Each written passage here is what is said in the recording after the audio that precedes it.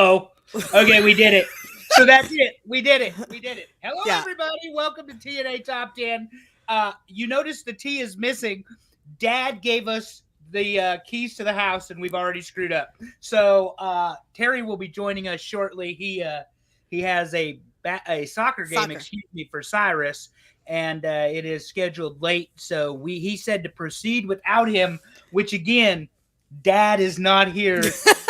We're going to have a really good time till he gets here, and we're going to have a better time when he's going to be drunk and everything. Look at Alex Wheaton already in the chat. Alex, nice to see you. Of course, I'm Andrew. This is Allison. We're AA, and no, that's not Alcoholics Anonymous or Arn Anderson. But we do have an exciting lineup. We got 2 hours tonight, Allison, scheduled. Yes. Olympics first, and the ACC plus Notre Dame second. Yeah, and we might get a special run in. We might not. Who knows? It depends on if his wife says it's okay or not. Because we love her more than we love him. And yes, I just said it out loud. But anyway, how have you been this week? So I am on vacation, as y'all know. So hi from vacation. I would be better if it stopped raining and stopped being 1,000 degrees. But, you know, other than that, I'm on vacation. So who's complaining? So what Allison didn't tell you all is she is in vacation in Virginia, which is one state north of me.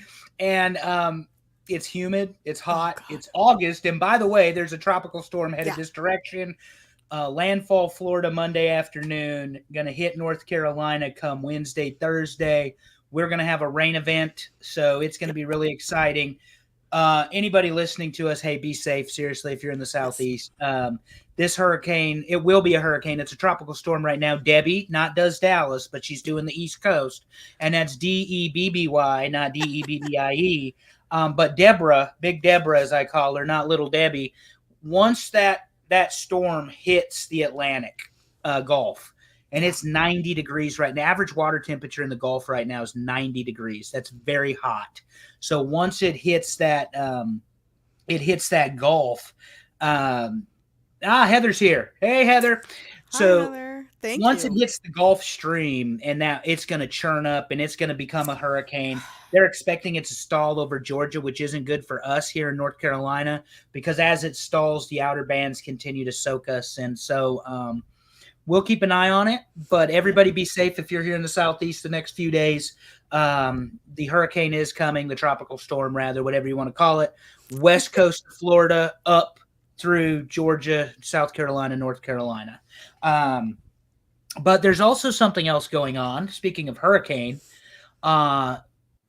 Allison, what about the American Olympic team just dominating it? They have really put the pedal down now. Go ahead, ma'am. This is your thing. So all right. You know, I love the Olympics. I love sports in general, but this has been insane. This has been an insane run. We have seen some athletes who are just exceeding all expectations.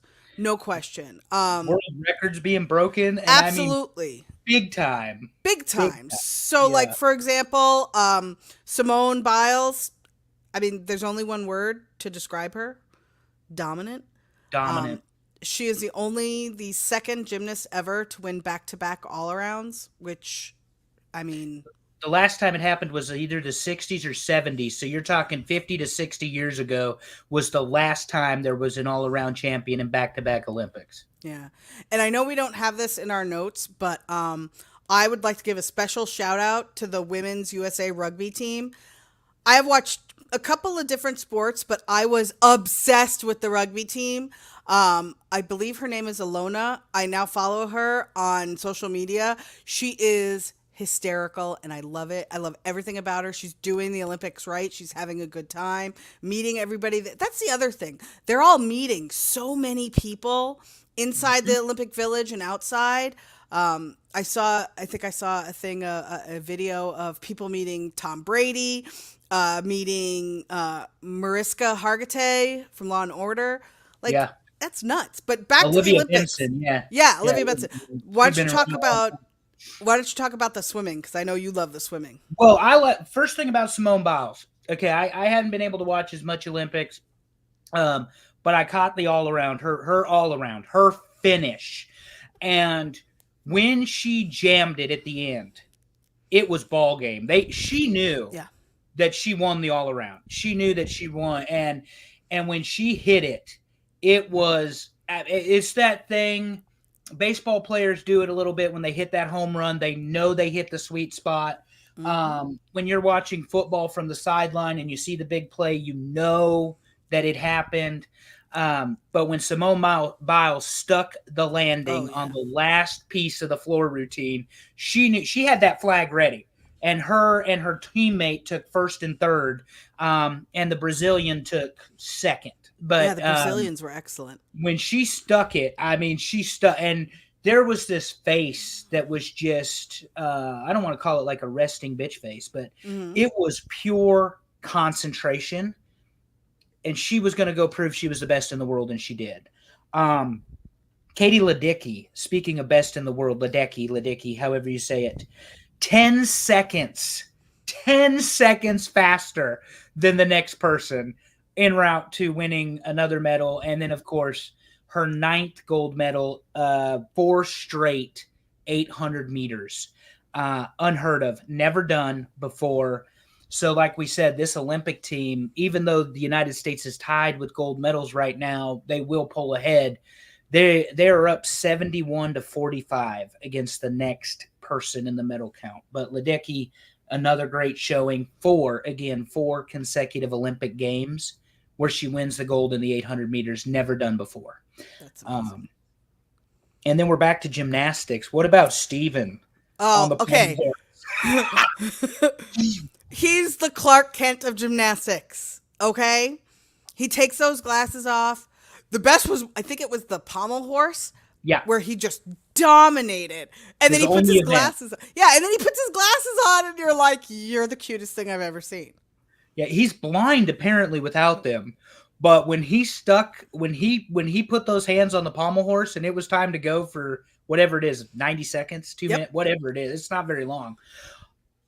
He jammed it again. And for the first time in 16 years, the men's Olympic team, thanks to his performance, wins a bronze medal. But they haven't medaled in men's Olympics in 16 years, 4 tries. So big deal for him. And I mean, and then he went and he got an individual medal. He got a bronze in the event, but that's all he does. And he waited all day long. And again, like Simone Biles, like Ledecky, when he finished that routine and he stuck the landing, he did the handstand, the one arm over on the horse, and he stuck the landing. He knew that he just won.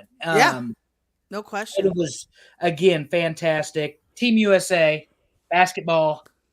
We don't call them the dream team. There was only one. But this team won by 20 or 30 the other night. They're the number 1 seed in the pool play. They beat 3-0 pool play. And then for a little levity of the show, French pole vaulter Anthony Amirardi, oh Lord, has gone viral because he apparently is packing, and said unit knocked the pole that he was supposed to clear on his way down, and homie lost a medal over being gifted. So apparently he needs tighter pants. I don't know. Something. I mean, put that thing away. But cost him an Olympic medal. Somebody, best comment I saw on it was, "Here comes OnlyFans." Hey, look. I mean, if there's something to go viral for, let it be that. Let it be that, and that is what he said. But no, the Olympics are still going on. What, we got another week? Yeah. 10 days, something. I think another week. Another week. So we'll continue our coverage of the Olympics. We hit the high points we know.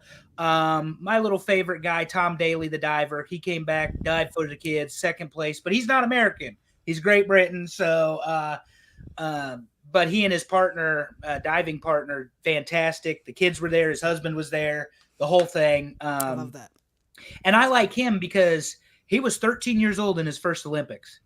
And he's 30, but he was 13 years old when he competed in the first dive in the Olympics, and he medaled 5 times now. He has So one of those stories where you just keep following them. It's Mm-hmm. like Simone Biles, Yeah. 27 years old, 9 gold medals, arguably the greatest world gymnast in American Olympian history, maybe globally. Yeah. But we're going to switch gears a little bit for now. And Steve Mongo McMichael, many of our fans are familiar with, or listeners, watchers, because of wrestling. Correct. Member of the Four Horsemen. He had the Mongo spike. He wore the Bears jacket in the '85 ring. But Mm-hmm. Mongo was inducted into the Football Hall of Fame last year, or last night, excuse me, this past weekend, whatever. He got the gold bust. And here's my problem with this. They did it from a hospital bed. Yep. He's in a hospital bed. He's intubated. The man can't speak. He has ALS, which is a god-awful, horrible, horrible disease. The man might be 150 pounds. Peak defensive tackle for the Bears, weighed in at 275. So just a shell of what he used to be. Here again, though, here's my problem with it. Steve McMichael checked every box for a very long time to be a Hall of Famer prior to his ALS diagnosis. Mm-hmm. And you don't think a Mongo speech for a Hall of Fame induction would have been fun? And he didn't get to thank anybody. He didn't get to tell stories of his training or his teaching. Didn't get to talk about Ditka or the rest of the monsters of the Midway. And that's important for people in sports. The camaraderie, the community. And they took that from him. And I think that's wrong, because when you look at it statistically, the sacks, the all-pro votes, the second team votes, the Pro Bowl votes, the Super Bowl championship, the 85 Bears lost one time, and it was to the Dan Marino-led Dolphins. So, and then they just destroyed the Patriots in the Super Bowl. It wasn't even close. So the thing is you had the opportunity to do the right thing. Yeah. Same team, Devin Hester, great return man for the Bears. Probably the best kick and punt returner in modern football. He's already in. Yeah. Why the hell couldn't you do that for Mongo? Yeah. Totally. And the fact that he had to be inducted from his bed. I mean, he's in his bed. He's in a hospital bed. And this is a guy that everybody says is all man. And he unfortunately just he looked like a shell of his former self. I mean, you don't want to take away from the accomplishment, but I get your point. The accomplishment was there years ago. Why did you wait? Because I will say this, optics are not good. Mm-mm. Optics are not good at all. It looks like you said, "Oh, well, this guy looks like he, could use this die. or something." And I don't like saying that, but yeah, and just to me, it just takes away from everything that you listed. He wasn't just a average player. He was Hall of Fame worthy. So elite. I agree with you. Elite. But who else is a Hall of Fame worthy? Please tell me. Is it a Yankee? Oh, that's what I was waiting for you to jump right in with that. Yankee? Are we going to talk about the baseball? Let's talk about the baseball. First of all, Justin Yent does a fantastic job for the Ram Network. That's Wrestling and More for those of you playing along at home. But he does not ever call it the baseball. And I'm going to have to send him the clip from Schitt's Creek to remind him why we call it the baseball. Correct. But after a rain delay today, the Yankees pulled even with Baltimore. This is yet another series they took after having a god-awful run the last 45 days. 67-46, wow. 6-4 in the last 10. They're even with Baltimore now, dead even for the East, second best record in the league. The man that me and Allison love to talk about. We've got a couple Yankees we're going to talk about today. Judge, 41 home runs, 321 batting average, 103 RBIs, 1.154 OPS. I was talking to one of my buddies, Paul Bromwell, the other day, and he used the word generational talent to describe Aaron Judge. Ooh. So he thinks that Aaron Judge is going to be a Mickey Mantle, a Lou Gehrig, Joe DiMaggio, a Babe Ruth. Yeah. And I mentioned all of them because they're Yankees. But Allison Judge, while the Yankees might have slowed down a little bit, he is on pace for 55 home runs. Yeah.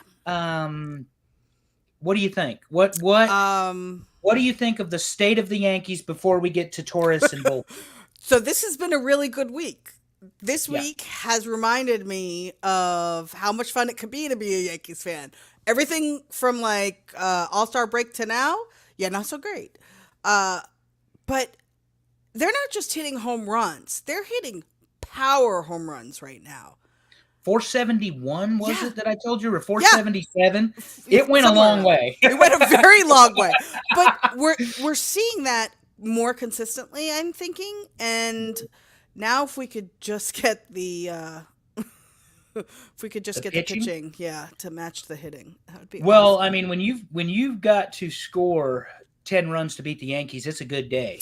I mean, it's a good day. On the other hand, we don't want to be giving up 10 runs. There you go. Or 9 or 8. And Garrett Cole has not looked like the defending Cy Young Award winner yet. Stroman got shelled the other night.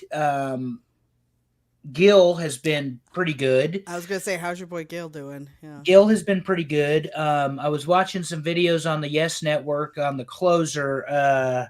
He's the other white guy, but they don't want him to pitch more than 1 inning, and they actually think he should be the 7th guy. What's his? It's not Schmidt. He's the guy that's not Nestor, but he's been the closer. He's the white guy. You're asking the wrong person. Yeah, I'll look it up. But anyway, no, the Yankees pitching is what's suspect. But we're in an era in baseball too where you don't see 1-0 games that end in the 13th inning or something. True. You know, it's and to his credit, the I'm not even going to name his name. They played the Reds the other night. He threw a complete game finally. I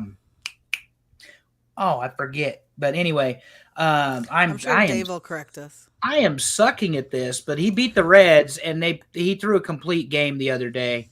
And that was it's the Giants. It was the Giants pitcher.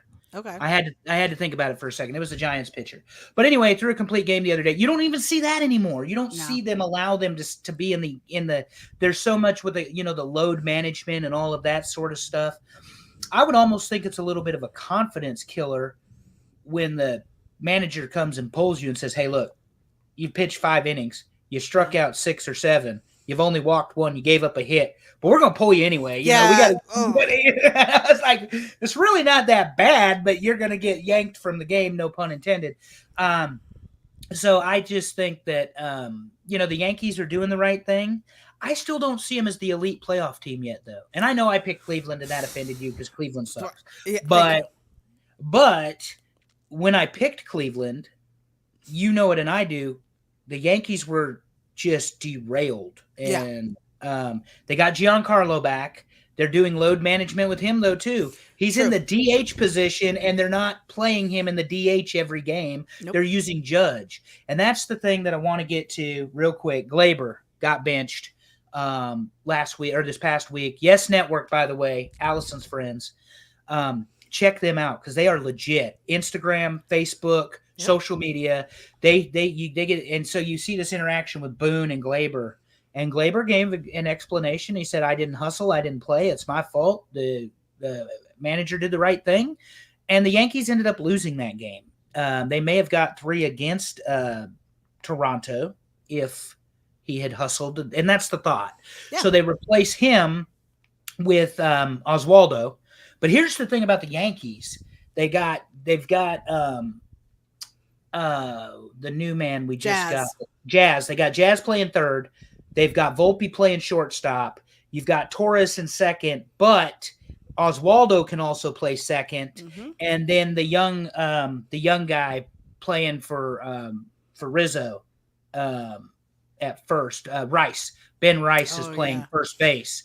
And then in the outfield, you've got both Soto and Judge and LeMahieu.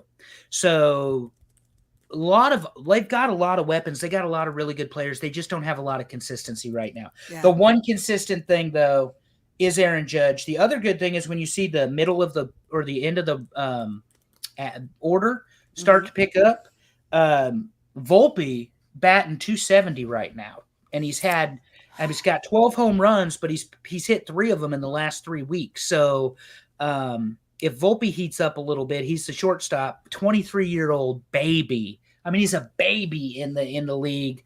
I joke with Allison, he's the one you take home to mom, because he's that good Italian. He's the one you take home to mom. This little boy next door. But agree. Volpe, if he can keep hitting, because he's a 250 batter, but 280. That's a big deal. Makes a big difference. So, yeah. And then his defense is fantastic. So that's why he plays shortstop at 23 years old. But anyway, final thoughts on that. I know that was a lot on the Yankees because Terry's not here for the Braves. Dad is not here, so we're going to hit that real quick. It'll be 31 seconds. Yeah. But anyway, Allison, on the Yankees. Final word on the Yankees. I'm hoping this is the start of the playoff push. So fingers crossed and keep hitting. I mean, honestly, that's all I can ask. And also, I'd like to echo Andrew and say, my Yes Network friends, you guys are doing a great job. Amazing. I love what you do. I love it. Especially the research team. The Yankees games aren't always on. Right. So a lot of it I watch on the Yes Network because they're not on Hulu, or whatever all the time.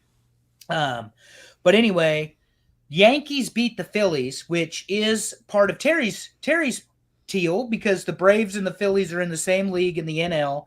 Braves are heating up a little. Phillies are slipping. They've cut the lead to 5 in the NL East. 60-50, 6-4 in the last 10. They've got the 4th best record in the National League, and the Braves are currently occupying the top wild card spot. Good for them.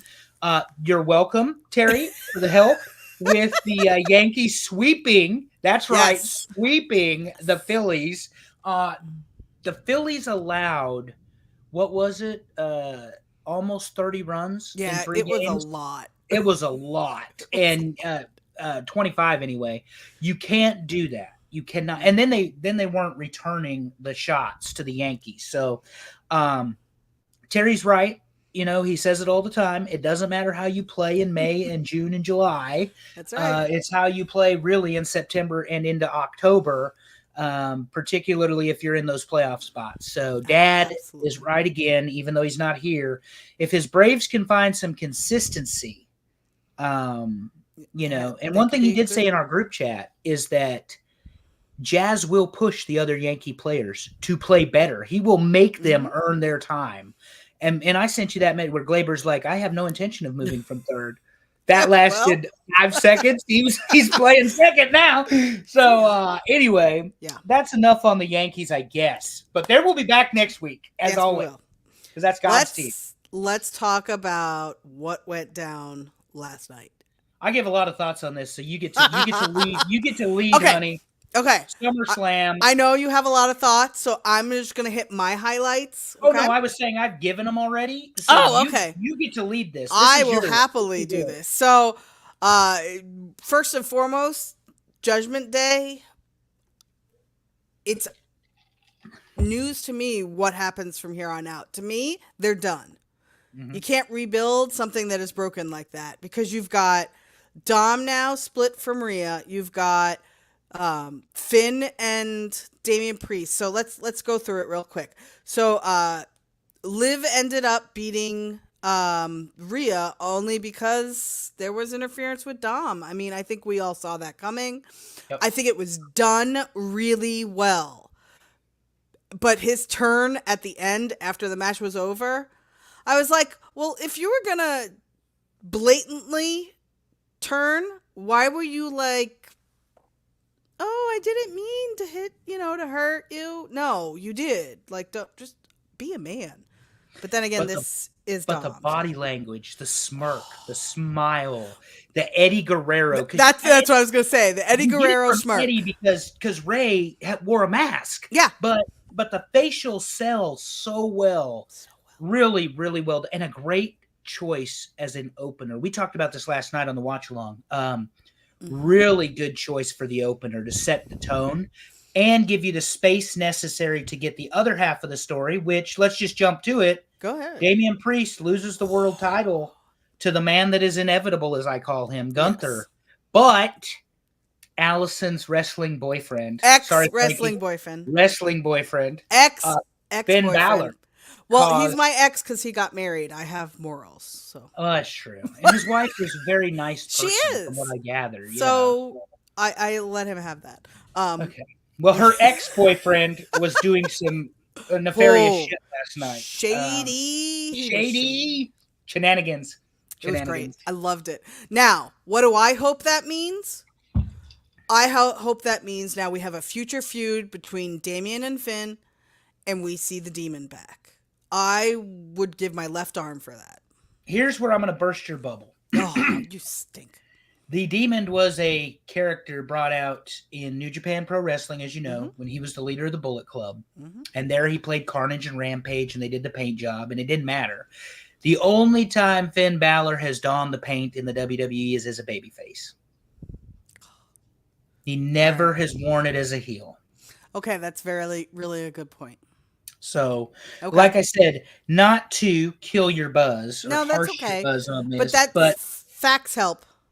Yeah, it's I don't know that you're going to get to see him. Now, what I would think would be cool is if, and this is just me because I love the artistic flair they use with him, do it in purple. Because that's the Judgment Day color. Oh, that's good. Do like Carnage and Rampage instead of the red and black and white. Do it in purple and black or purple and white. And Andrew, I think you nailed it. That's fantastic. But I don't think they'll do it because the Demon is for the kids. You know, that's how WWE presents it. I love that you say that because my kid hates it, can't stand it. Yeah. But the Demon, you know, the whole idea of being the character and stuff, the T-shirts, the merchandise, the wrestling figures, the games, the downloadable whatever in the video games because I don't play video games. DLC. Point being that's kind of what they're for. But anyway, I don't want to get sidetracked because this is your part of the show. My point was but Judgment Day's fractured, and we'll find out tomorrow how they put it back together. I honestly think Judgment Day is intact. You were just replacing Rhea with Liv, and Carlito's going to stay. And, oh, shoot. I want to call him Martinez. No. Damian Priest is out. Oh. Damian Priest is out. Yeah. So. Yeah. So, we had, I'm trying to think how many belt changes last night. 2, right? 3. Okay, so Gunther was 1. Gunther, and let's start there. Yeah. Gunther, Damian Priest. I said it last night on our watch along. Allison, in our chat, weigh in on this, guys. I think Gunther got the best match out of Priest as the champ. As the world champion, I think last night we got the best match that we've seen because unfortunately, Priest has had some issues in the matches he's had the defenses in. Because I mean, he couldn't help getting knocked out. Let's face it, he got knocked loopy last month, and then the slip on the rope where it looked like he almost ended it right there, bit it. So from that point of view, I call the ring general inevitable, but Gunther's reign is as first in NXT, the European or Britain champion, whatever they called him over there, and then him and Pete Dunne having those just outstanding matches before he rededicated himself, personal training. Then Gunther's Intercontinental run. Good grief. I mean, he was unmatched. Yeah, there was no reason he would have lost last night, really. Take the title off of him. Yep. The IC belt. I mean, he could have won it with the IC belt in tow, and it wouldn't have hurt Sami Zayn. But then you wouldn't have got Braun Breaker being made at SummerSlam. So there's our second one: Braun Breaker and Sami Zayn. Yep. And I thought it was a good match. But I didn't think there was any way out of putting that belt on Steiner, on Breaker. To your point, the belt wasn't really doing anything for Sammy. He's had a belt. You know, he was a good opponent, though, to at least lose to Yeah, for it's Braun. credibility. So, absolutely. And he beat him. He beat him with his moves, his finish, clean. So it was a clean victory. There was no shenanigans. There was no belt shots. There were no low blows or anything like that. It was a clean victory. I am still amazed at a 260-pound man or 50-pound man jumps, runs the ropes, pause, Frankensteiner. It is absolutely ridiculous. And I think that they did a really nice job with him because we all thought Toronto was it at Money in the Bank. There was no reason Sami Zayn won that match, except we got this one. And at SummerSlam in front of 58,000 people, Braun Breaker was made. The ring general back to that point, Gunther was made. But Gunther's is almost anticlimactic because when I call it inevitable, all I mean is, what the hell else were you going to do? Yeah. Were you really going to beat Gunther? No. Not at this stage. No. No. And then, of course, talk about the women. Yes. We talked about Rhea and Liv. The title change. Nia Jax takes down Bayley. And we did not get Tiffy time. So no. Well, we almost got Tiffy time. Almost got Tiffy time. But not in the way. Yeah, not in the way that I think we thought we were going to get it. Mm-hmm. So I fully admit I thought Tiffy was going to turn on Nia. So I thought after Nia got the belt, I thought, okay, this is it. She tried once before, and it didn't happen. So now my question is, where are we going? Yeah, so I think you're going to see them paired together for a little bit, and you'll finally see a turn. That briefcase, as was pointed out in our group chat for the Ram Network, is already available on the WWE merchandise site. I don't know if it's shop anymore or whatever because I don't go there, but WWE shop or whatever. It's crazy. It's a bright pink Barbie themed. The bright pink Barbie doll Tiffy time, baby. Yep. And then of course, CM Punk. Yep. Drew McIntyre. Yep. That 7-month payoff. That was good. That was clumsy. But go ahead. I liked it. Okay, you go first. You know. Well, my thought was, okay, you knew something was going to happen in this match, right? What I didn't expect was the poor wrestling. Like, I did not see good wrestling in that match. I expected the shenanigans, which happened. They were great, wonderful. But the wrestling part of the match, nah. Yeah, it was the heart and soul throwback where they did all the stuff with the Taker and Shawn and Brett. So, you know, the chair shot, the yelling, the everything. I think obviously this is continuation because, you know, the one thing about it is Punk hit a go to sleep on Rollins. I love you for that, Heather. I knew you would. We should be grateful for that. Yeah. Punk will get one more match at least. Walking to the ring, he may hurt himself because he made fun of Kevin Nash one time for that same thing happening. But CM Punk hit the go to sleep, and then you see illogically Rollins almost unwilling to make the count when Drew pins him, and I'm like, no. You should be happy to do that. He just put you down. But obviously we're getting a 3-way or something, you know, of that sort. I just we talked about it on our post-game show last night. I really thought that Seth Rollins, his outfit was ridiculous, which is, I'm all for it. I was going to say, but we love that. But when they went to the outside and he just laid himself up on the turnbuckle, he's like, the hell with it. They're not going to listen to me anyway. I'll let them beat the crap out of each other and I'll just sit right here. All right. We are way over time. So let's. Yeah, I apologize. No, it's all good. I will agree with you. Final thought. No, so we have one more match. No, I'm saying the wrestling, the wrestling moves in the match were a little bit disappointing. Yeah, I agree. Thought. So we're over time, which is, you know, my fault. That's probably. Right. But let's real quick about how we're going to throw the ones tonight. Yeah. Oh, we are throwing the ones. But before we do that, I would like to acknowledge the text message barrage that happened when we all saw Cody with Arn Anderson. Yes. So much love to you, Amy, but that was pretty exciting because none of us knew about it, and we Nope. were all just like, "Oh my god!"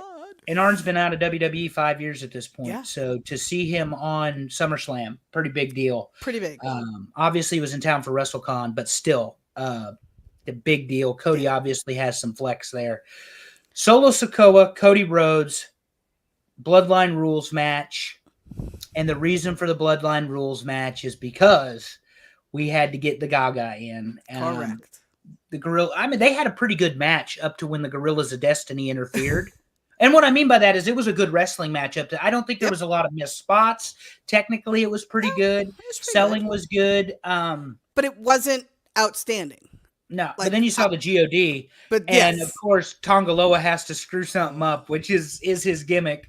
If you watch the internet and the Reddit, and then of course we get KO. Well, we get KO. We get Randy, and then the music hits, and it took a while for that crowd to quiet down. But man, when the what is it called? Original Tribal Chief, the OTC, showed up, that place exploded. Oh yeah, I throw the ones up. The one because he's back. Right. So Jacob comes out, hits a whisper in the wind, and it looks like Solo's going to win, and here comes Roman. Solo sells it like he's had cold water thrown on his face. Roman comes down, looks like he's going to hit Cody. Boom, Superman punch, spear. He let Cody live.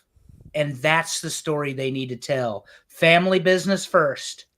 And I let you live, Cody. And that's all it needs to be. And it's implied, I let you live. Mm-hmm. But the tribal chief is back. He's a babyface, guys. Yes. And the Civil War heating up and heading to November, I guess it's British Columbia. It's going to be in Vancouver. Yeah. Yep. Vancouver. At the War Games. That's where we're going to see. And I hope the picture leaked of Fatu in a boot. I hope it's just a bruise or something like that where they want to keep him off of it a little bit. Somebody pointed out there's not crutches, so that's good. But again, that's a hell of a spot. A man that big, top rope to the table, and he caught his leg on that corner of that table. So anyway, great pay-per-view for me. Allison, let's wrap it up. Final thoughts. Yes. I don't have a problem with it being a little obvious, and we'll skip AEW this week, but I don't have a problem with it being a little obvious. Like, Gunther's going to win, Braun's going to win. Roman's coming back. There are some folks that thought, well, we'd like some surprises or whatever, but I think they've done a nice job, as I call it, of hitting the Control-Alt-Delete button. Triple H has a nice set to play with now because he's got Gunther as the champ. Braun is the champ. Nia is the champ. There's some creative that he can do with this sort of thing. And he really hasn't missed. Now, your overall thoughts on the whole show. So I put out a tweet at the end of the night or close to the end of the night that said, Triple H's PLEs greater than Vince's pay-per-views.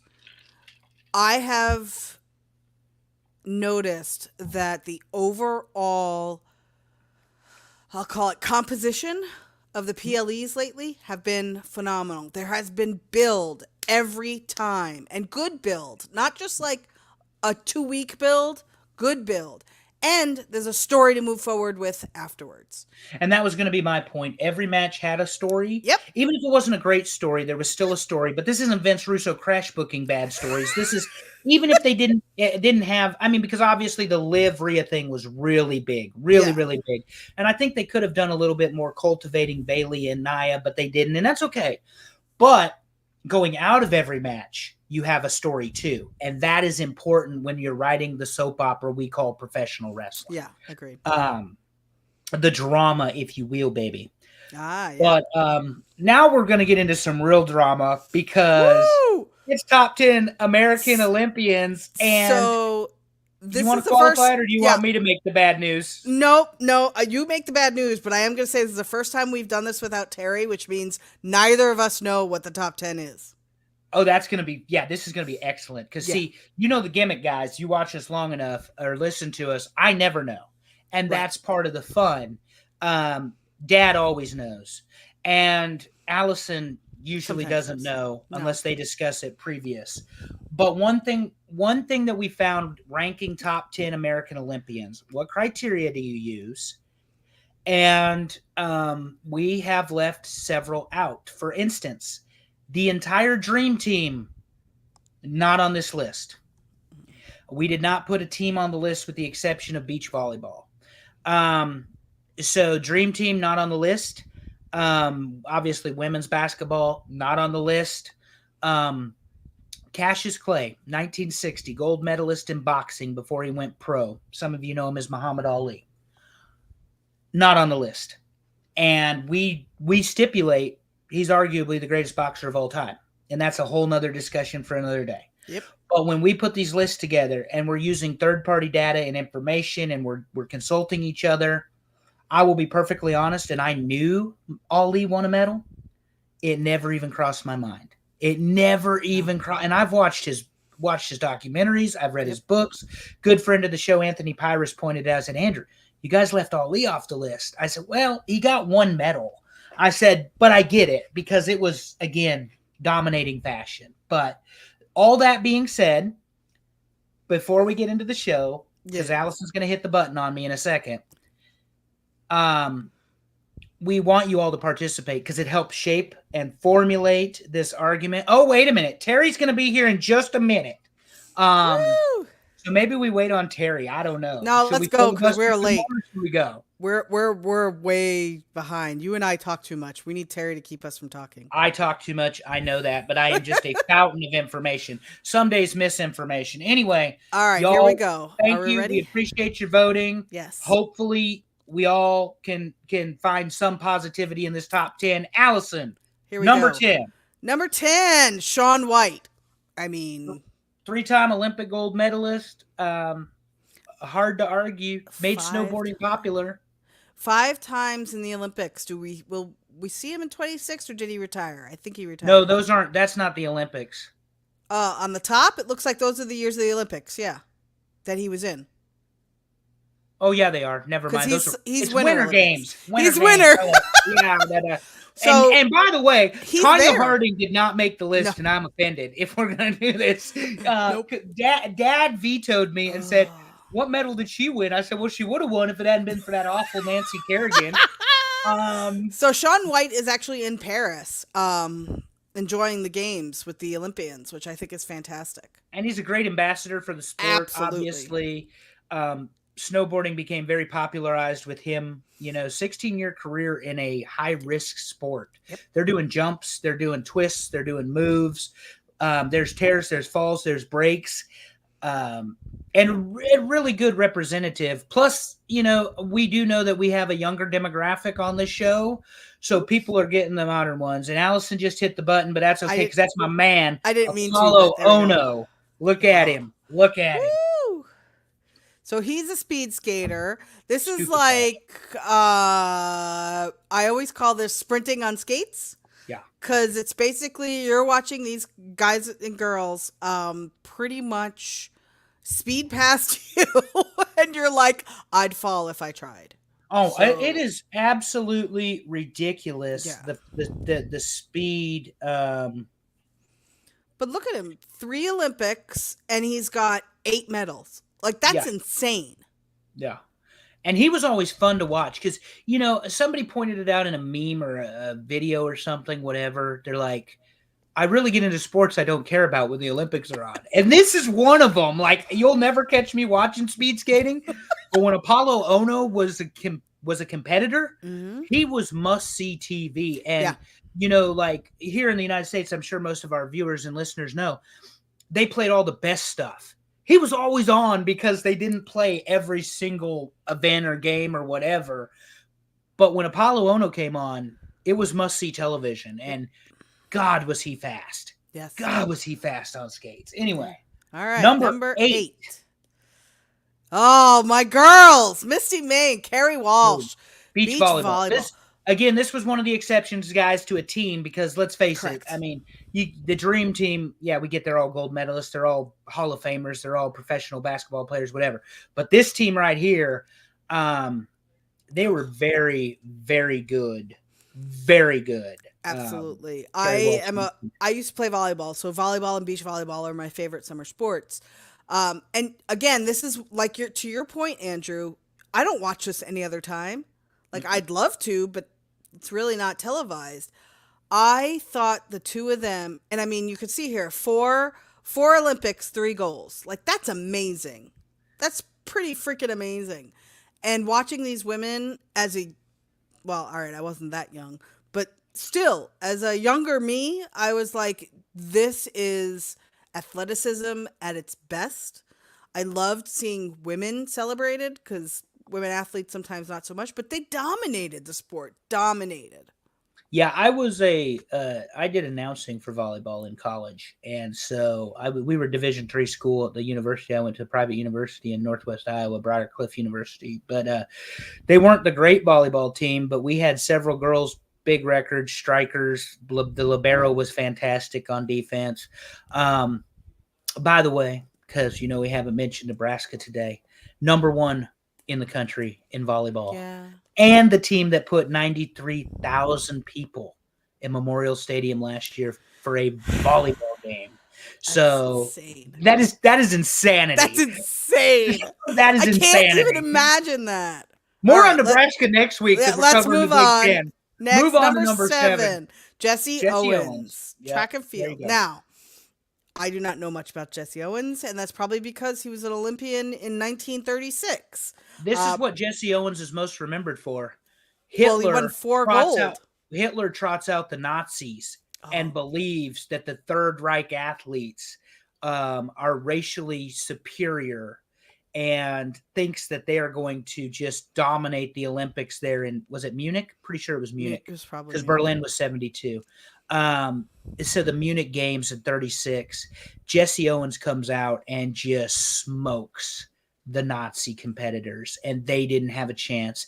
And by the way, it was a black man doing it for a team that legalized segregation until 1954 in this country. So, good point.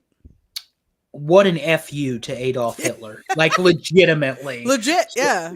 Good for Jesse Owens. But Absolutely. Yeah, fantastic athlete. And like you said, Allison, 4 gold medals. And can't argue with it. Nope. All right, number 6. Oh, here's your boy, Greg Louganis for diving. Now, here's the fun part. Most people remember him for something other than his Olympic. Yeah, they remember him for being a gay male diver with that's AIDS. Not where I was going. With AIDS? Isn't he the one that hit his head? He bled in the pool because he had AIDS. No. Yes. Not because he had AIDS. Well, not because he had AIDS, but he was worried about it because he had HIV. Correct. Yeah. But he was I said AIDS. That's the phenomenal. Final stage of HIV. You all know what I mean. Yes. 4 gold, 1 silver in 3 Olympics. Again, pretty freaking amazing. And church at Allison's house, from what I understand. We do not disparage Greg Louganis. He was Greek, okay? He was a Greek diving for the Americans. It's like perfect storm for us. Mm-hmm. So we loved him. And a fantastic diver. Really revolutionized diving. Absolutely. I thought we had a young demographic, and now we got Mary Lou Retton. But she was on the Wheaties box. Number 5. Mary Lou Retton was and I'm going to say this, and people are going to come at me, and I'm fine with that. She was the Simone Biles before Simone Biles. Mary Lou Retton was the person you thought of when you thought of gymnastics in the 80s. She was it. She actually, and this is a surprising fact, she only was in 1 Olympics, 1984. She had 1 gold, 2 silver, and 2 bronze. 1 Olympics. Incredible. And I joke about Mary Lou Retton in our age demographic because Mary Lou Retton won all those medals before I was even born. But you got put on the Wheaties box. That was a huge, huge, huge deal. I agree. And she was on the Wheaties box. And there weren't many women that graced the Wheaties box. No offense. That's the way it was. No, that's the way it was. Mary Lou Retton was on the Wheaties box. Yep. So legit. Now, the top 4 are probably where we're going to get into some shenanigans here with our audience. Who do we got? Number 4, Katie Ledecky. 9 gold medalists. Just smashed smashed the last medal by 10 seconds. Yep. I think everybody knows because I don't need to tell you all. 10 seconds in swimming in a race, it's a lot. It is a rout. Football terms, it's 70-0. Okay, I mean it's stupid. Yep. 9 times though the gold medalist. Because that's not updated. We made the slide before she won the 9th one. And remember, as we talked about earlier in the show, consecutively 4 times in a row, the 800-meter winner, never done before. Insane. Deserves the spot for sure. Insane. All right, number 3, Carl Lewis. Carl Lewis. 9-time gold medal winner. Yeah. Really made men's track and field something to watch, Absolutely. Because I mean, like the must-see television. Again, we're going to focus on this particular event. Carl Lewis was somebody that you would see. And I mean, he went through the LA and the 90s, so yeah. I forget where 88 was, but Barcelona and Atlanta. So I mean, those are Olympics I remember. Was one of those Seoul? No. I don't remember. 84 was LA. 92 is Barcelona, 96 is Atlanta. I don't remember what 88 is. It might have been Korea. Might have been. All right. South Korea, of course. Definitely well earned. So number 2. There she is. Simone Biles. I mean, again. And that's 8 gold medals, I believe, not 7. I don't need to I don't think I need to say anything more about Simone Biles. She is women's gymnastics right now. Actually, let me change that. She is gymnastics right now. Yeah. Okay. Yeah, because as we love Steven. And we do love the pommel horse and the Clark Kent, but he couldn't hold a candle to this woman. This woman has multiple gymnastics moves named after her that she created and invented as parts of her routine. She's innovative. She's powerful. She's strong. She's an excellent representative for the United States of America. Totally agree. 100%. For those of you who are joining us now live at 9:00, we got started a little late, so we will be starting our football session in about 10 minutes. Yeah. So just letting y'all know. All right. Number 1. I'm pretty sure this is your guy. It kind of has to be your guy. It's your There he is. 28 medals. 23 total. Golds. Yeah. 23 golds. I'm speechless because legitimately there's nothing else I can say about this man that has. And Mark Spitz did not make the list. And Spitz had 7 in 72 or whatever. It was silly. Yep.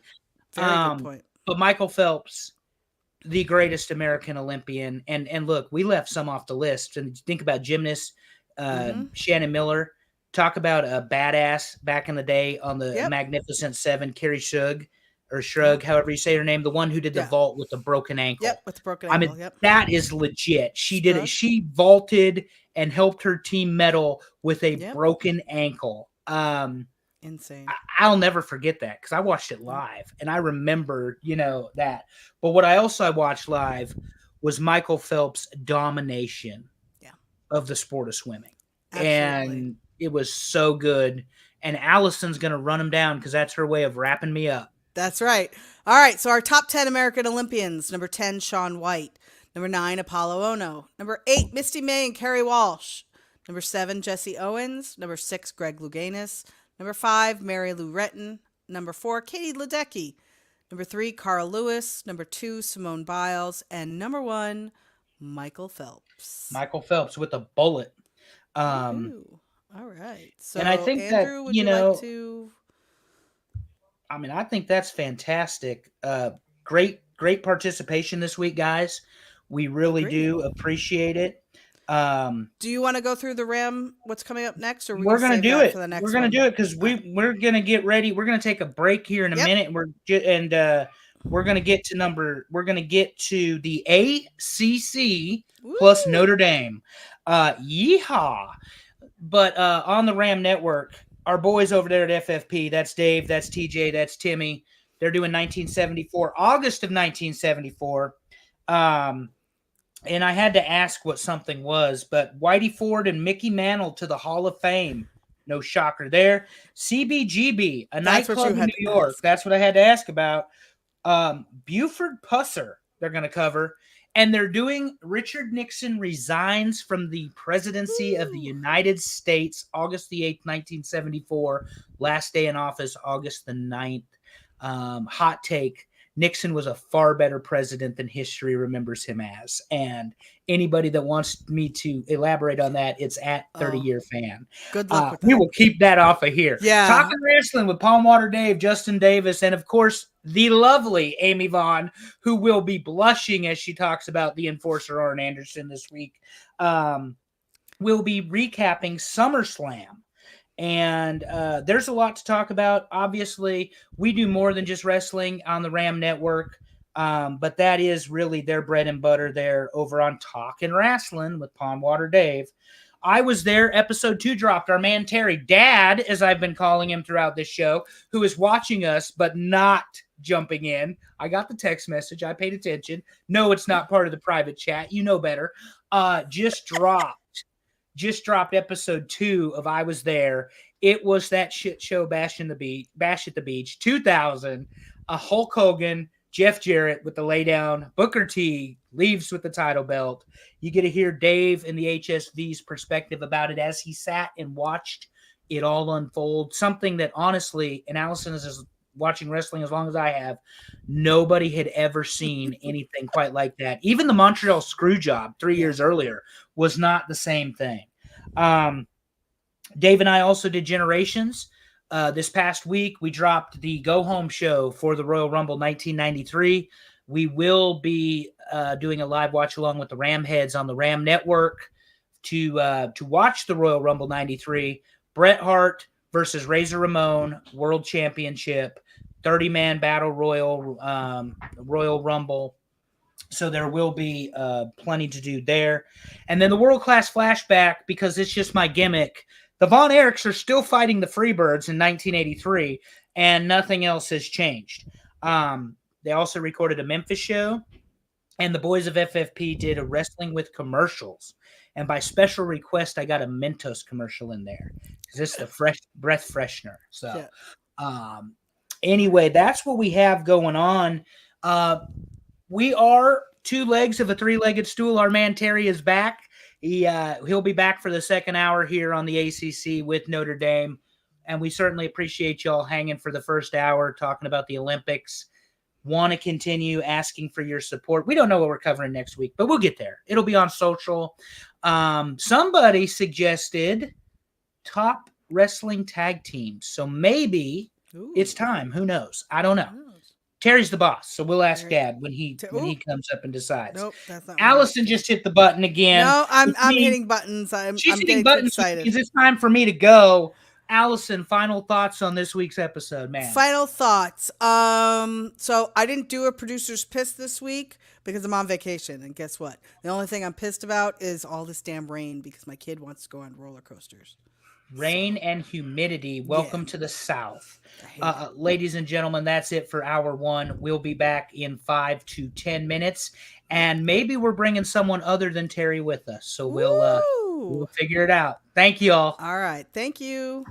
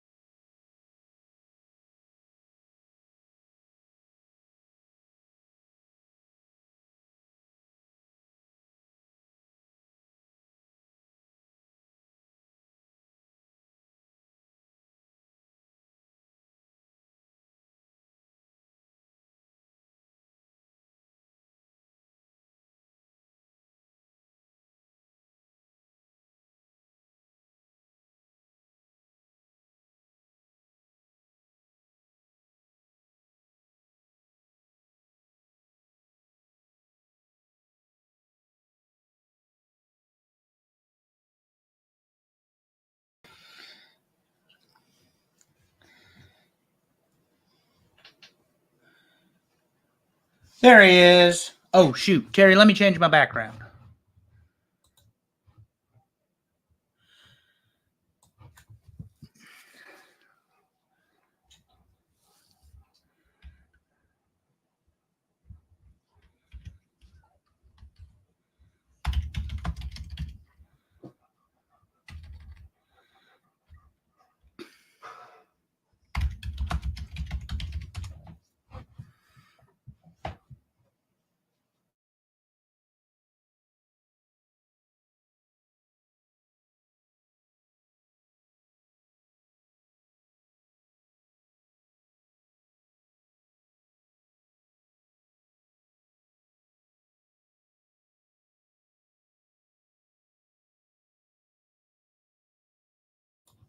I was on mute. How'd the game go?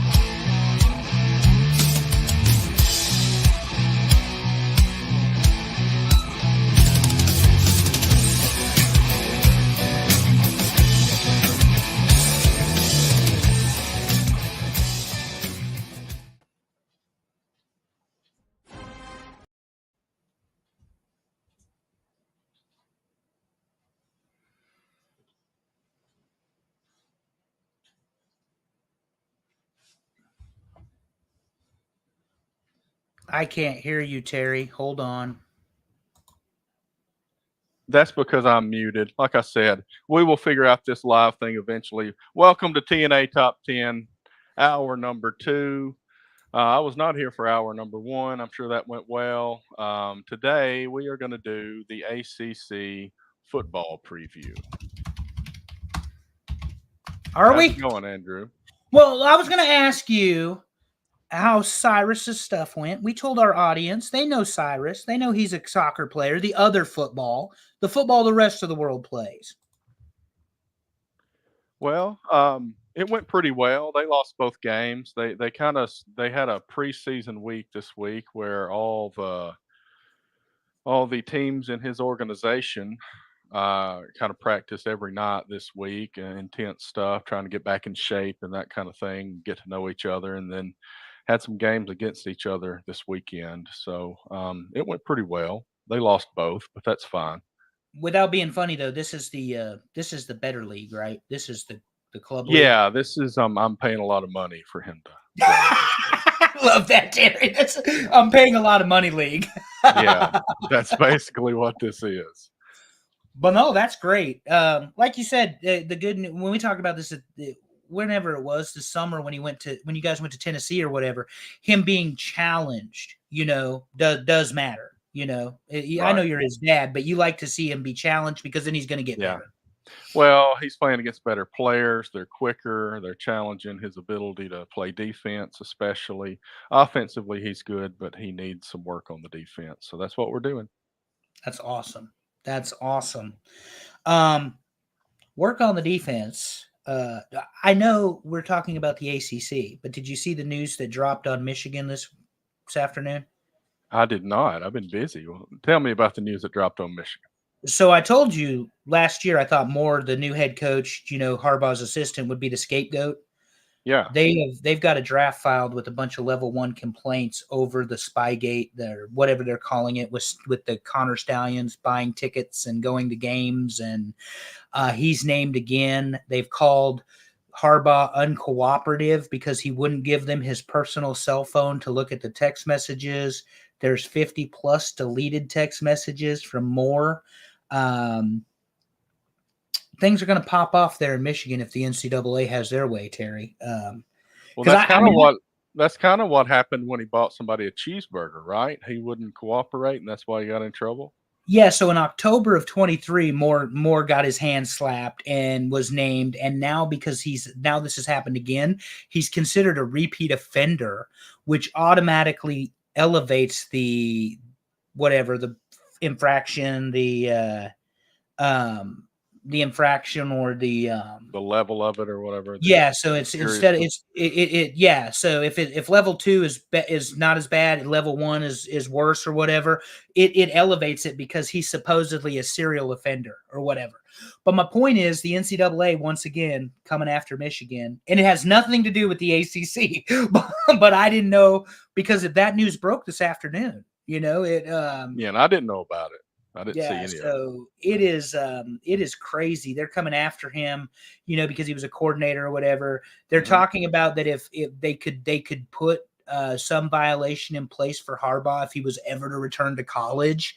Now this is a draft; it hasn't been sent yet, but of course it's been leaked out. Imagine that. So how does that work in America, where people know what's happening before the draft has actually been filed or the complaint's been filed? Well, I mean, and we talk about complaints. Tell him, Terry. Tell him about the lawsuit. Filed, I think the very first thing that we need to talk about with the ACC is Florida State and Clemson. I guess Florida State really leading the way there. But, the big news is Florida State and Clemson are still going to be talked about this year in the preseason because they are still in the ACC. We keep hearing Big 12. Possibly next year, but they are ACC teams, and they're the cream of the crop.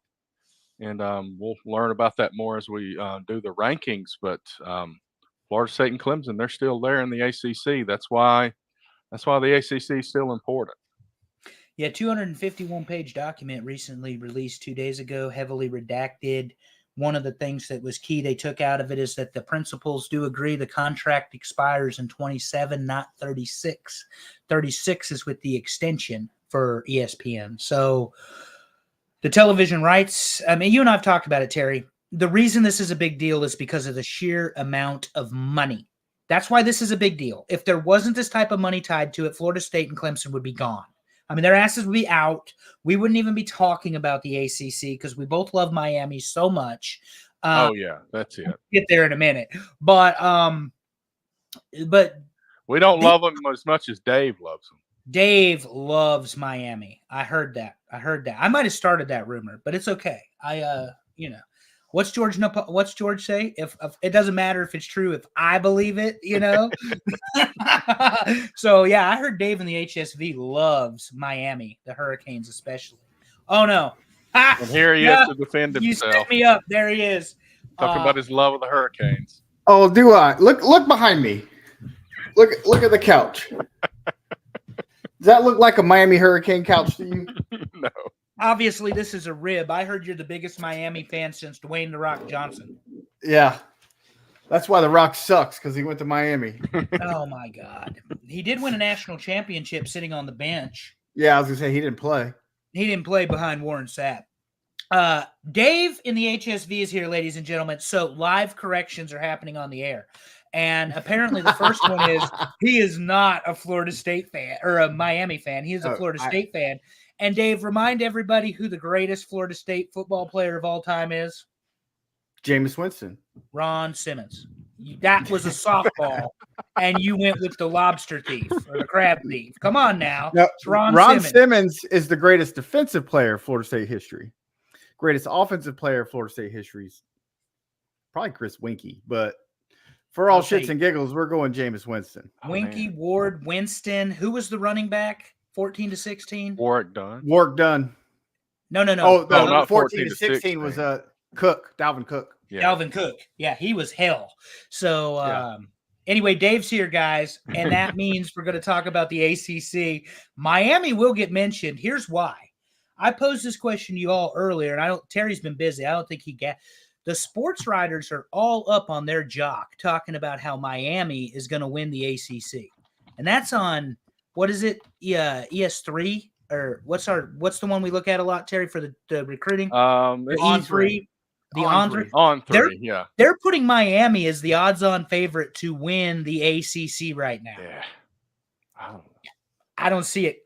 We'll get there. We'll just get there. But Dave. We should mention. Well, let me throw this in there, and I did mark it down here. Sorry to cut you off there, but No, you did.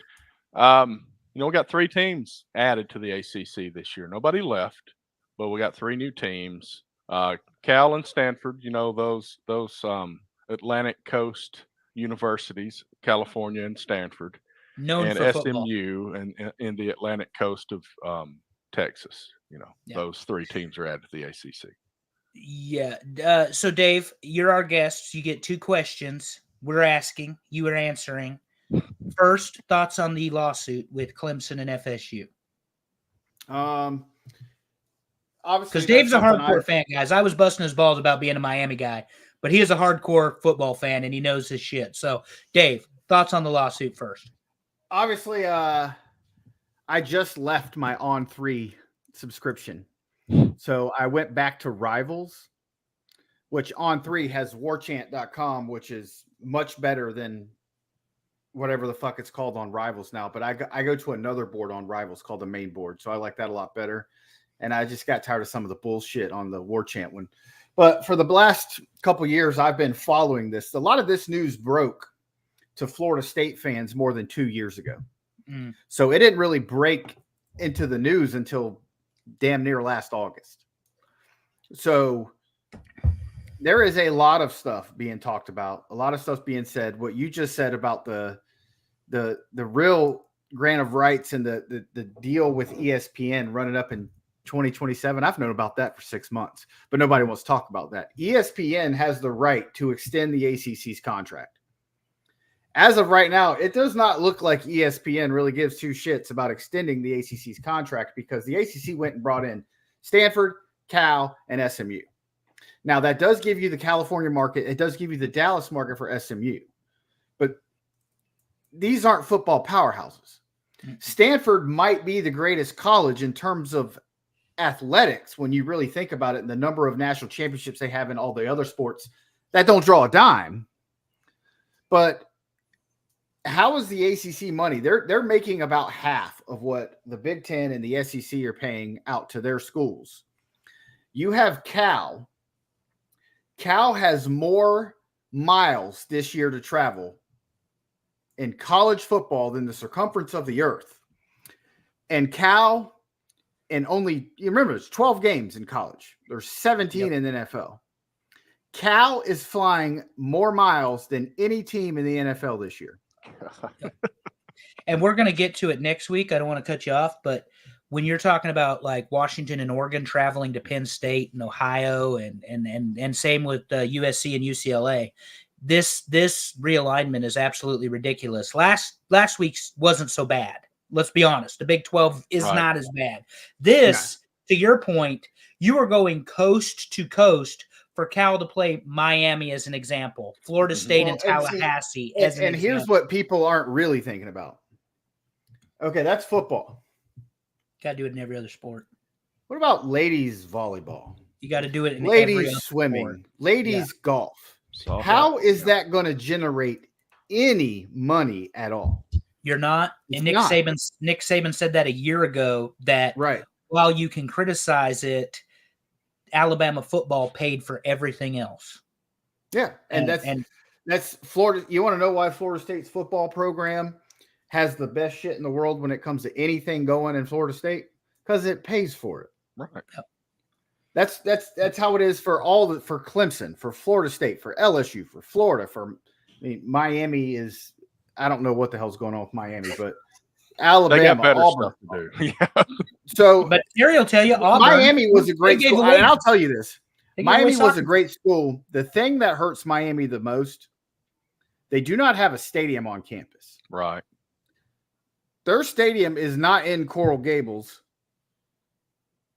It's way the hell over wherever the hell. Yeah, where are they playing now? Because they play where the Dolphins play. Yeah. Okay. And it's like 45 minutes from campus. Okay. I just didn't remember. That's all. Sorry. And Miami might have a fan base, but those games are empty unless Florida State is in town. Yeah. Empty. Has to matter. And even when Florida State's in town, it's a 70,000 seat stadium. There's a good 25,000 Knowles there, 30,000 Knowles. Florida State travels. I think ultimately Florida State is going to end up in the Big Ten. I hope I'm wrong because I just moved from Big Ten country. Selfishly, I hope Florida State ends up in the Southeastern Conference where they belong. Mm-hmm. They have to get out of the ACC. The ACC is doing nothing but bringing them down. The ACC is bringing Clemson down. Mm-hmm. And Florida State initiated the lawsuit because they have no choice. And the reason why you're not hearing much about anything is because technically no one can talk to Florida State because that's contract tampering. Right. But if you don't think there's back channels between the SEC and the Big Ten and all that, dude, you're sorely mistaken, because the only way that Florida State Seminoles or the Clemson Tigers or the North Carolina Tar Heels, we're going to go a little bit further. The only way these teams stay in the ACC is the ACC gets rid of their equal revenue sharing program and they start giving these teams what they're really worth, because teams like Wake Forest, Boston College, Syracuse, they're dog shit. They don't make any money. They don't deserve the same kind of money that Florida State, Clemson, North Carolina's make. Oh, man.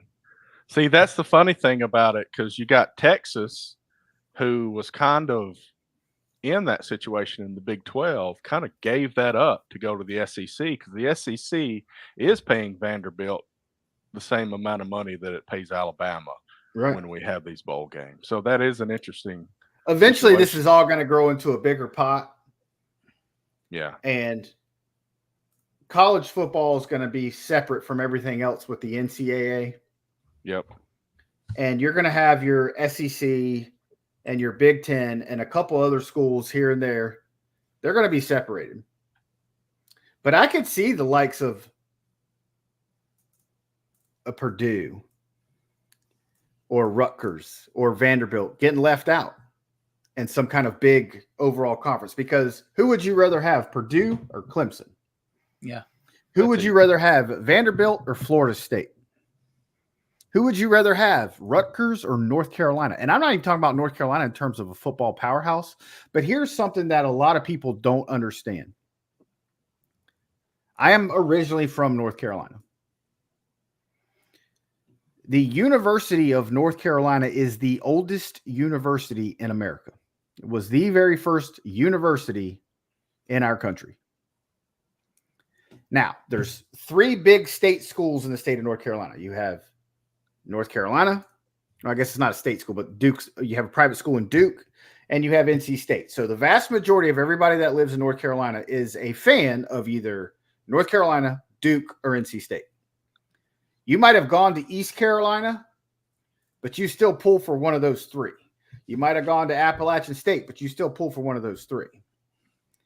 What North Carolina has that a lot of people don't understand is money.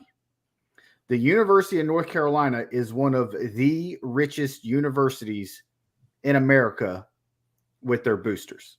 They have a lot of very high dollar boosters, and I'm talking about big time. They're at the levels of Notre Dame, of Texas, of things like that. People just don't understand that. Now, right now, they're not really putting a lot of money towards this NIL thing, but it's coming. And North Carolina is not going to get left behind. And if North Carolina goes somewhere, Virginia goes with them. So,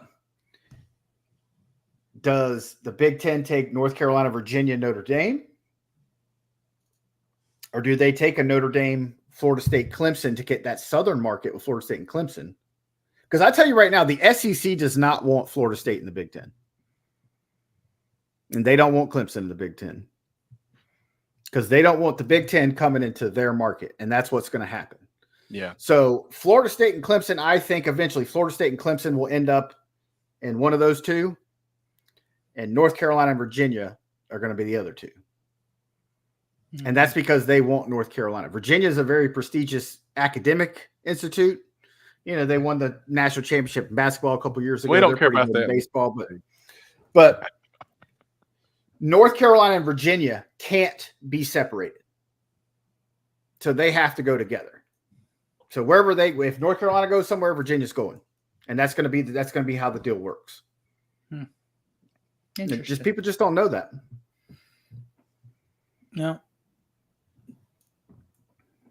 We're going to have so many conversations about as this whole process and every step of these things as we go to court. Yeah. And as we get through this season and go into next season, there's Florida State new information. There's $500 billion on the line. Let's face it, guys. That just get down to it. There's $500 billion at stake with these contracts. And the thing is the ACC's fighting and clawing and doing everything they can, because if Florida State and Clemson leave, and then that opens the door for your North Carolinas and your Virginias. Yeah. Or anybody else. There is no more ACC. Right. Yeah. You know, your Duke and your North Carolina State and your Virginia Tech, they're going to be out the door to the Big 12.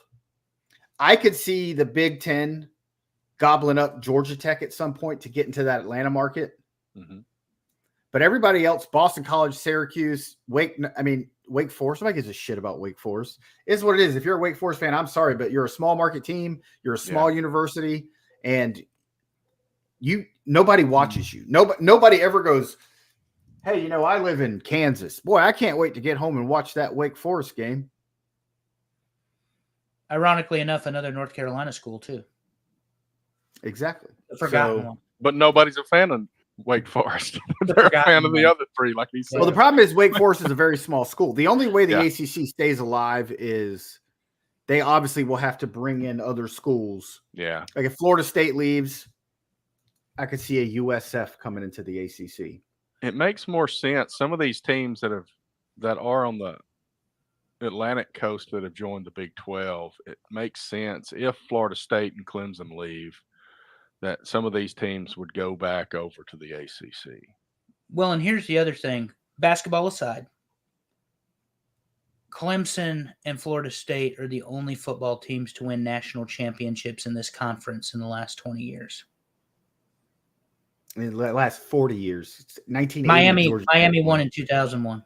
They weren't in the conference. They weren't in the ACC? Big East at that point? Was it Big East? They were in the Big East. They were in the Big East. Well, point being, Miami, here's what's happening. The problem. We're being corrected live on the air. Here we go. Miami and Virginia Tech came to the ACC along with Syracuse and Boston College, all from the Big East. Yeah, I know that, but what year was it? 03? 04? 04. 2004. Okay. So yeah, Miami should have gone back to back, but whatever.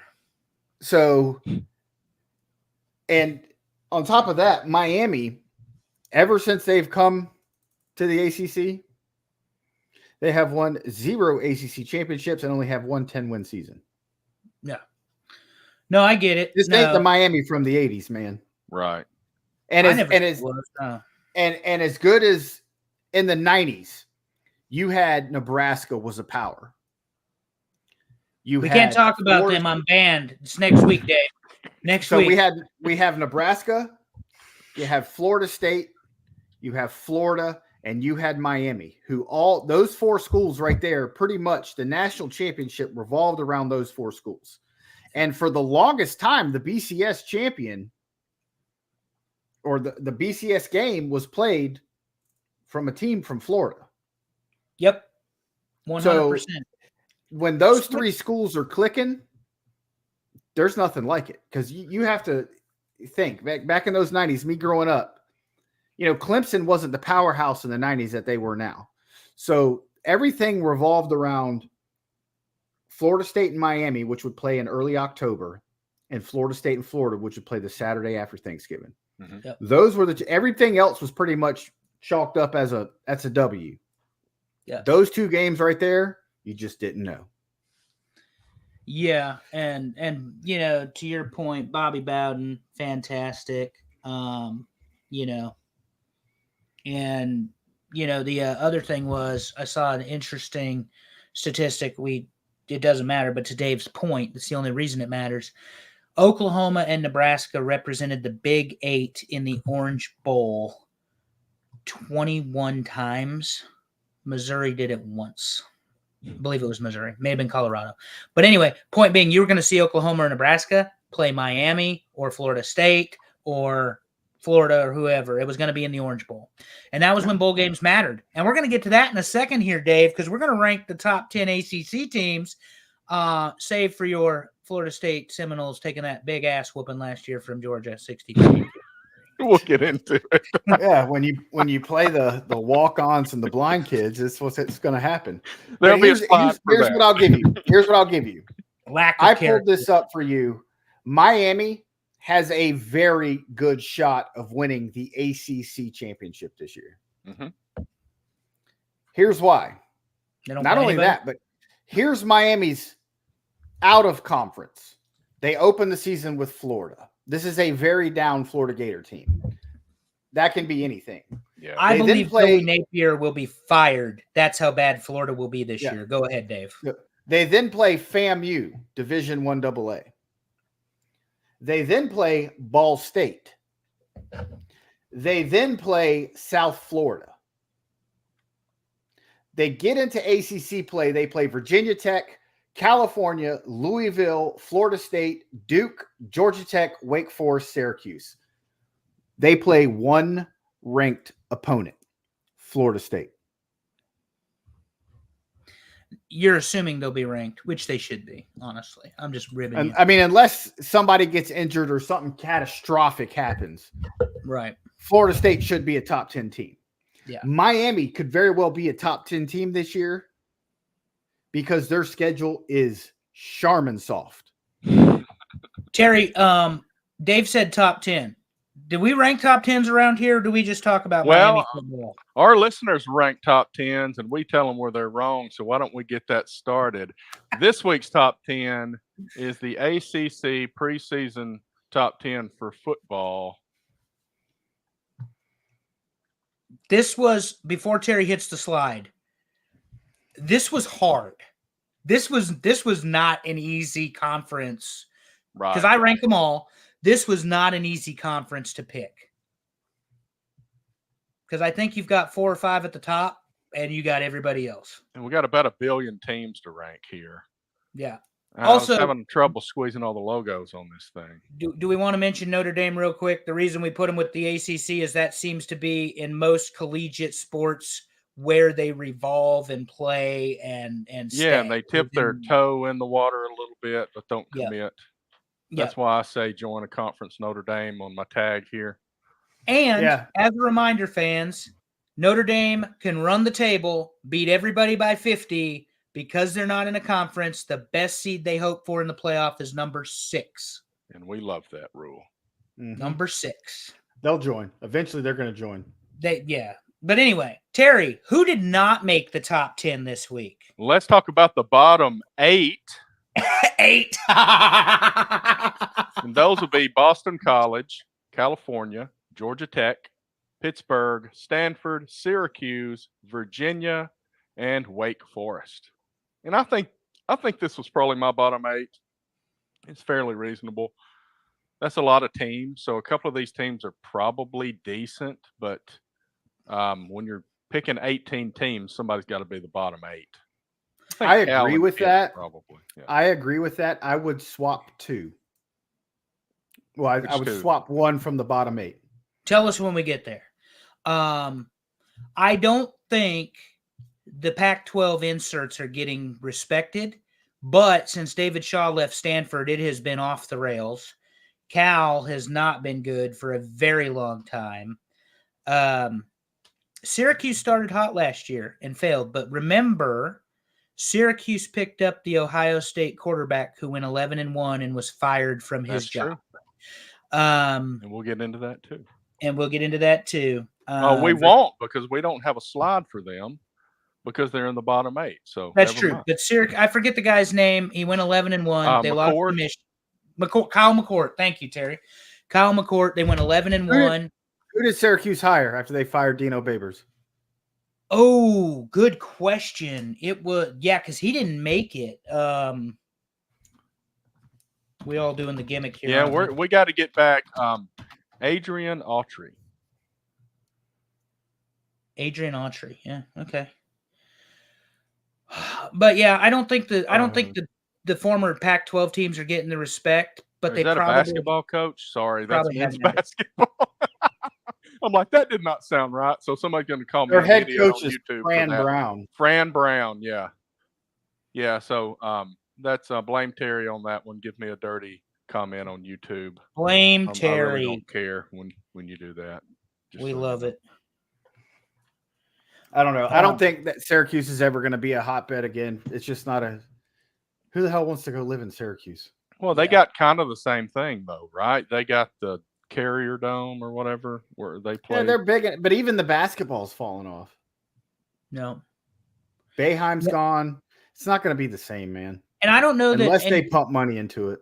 We'd have to look, but I don't know that any of these teams finished over 500 last year. Cal was 500. Georgia Tech finished. Cal went to a bowl. Georgia, did they? Georgia Okay. Tech. Georgia Tech was 7-5 last year. Okay, but they were not very good. Boston College gave Florida State all they wanted for a while. And, yeah, they did. That game was weird. Florida State was up by 30, and the next thing you know, they're about to lose. That was crazy.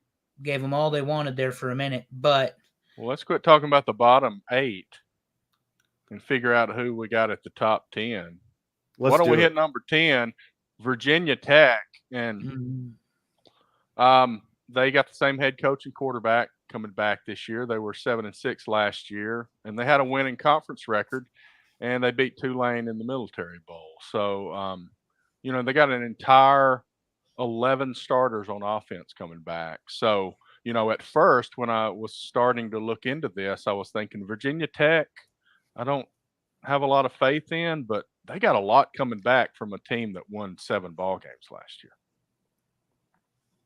Your thoughts, Dave? If I was picking the top 10 with including Notre Dame, I would actually put Georgia Tech in over Virginia Tech right now. So those would be my 2 swaps. Yeah.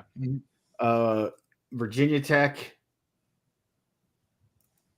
I don't know, man. It's not the same Virginia Tech you had when Frank Beamer was running the show. So it's a whole different, you had Fuentes was there for a few years and just completely destroyed the program. And so now it's going to be, can Pry bring it back?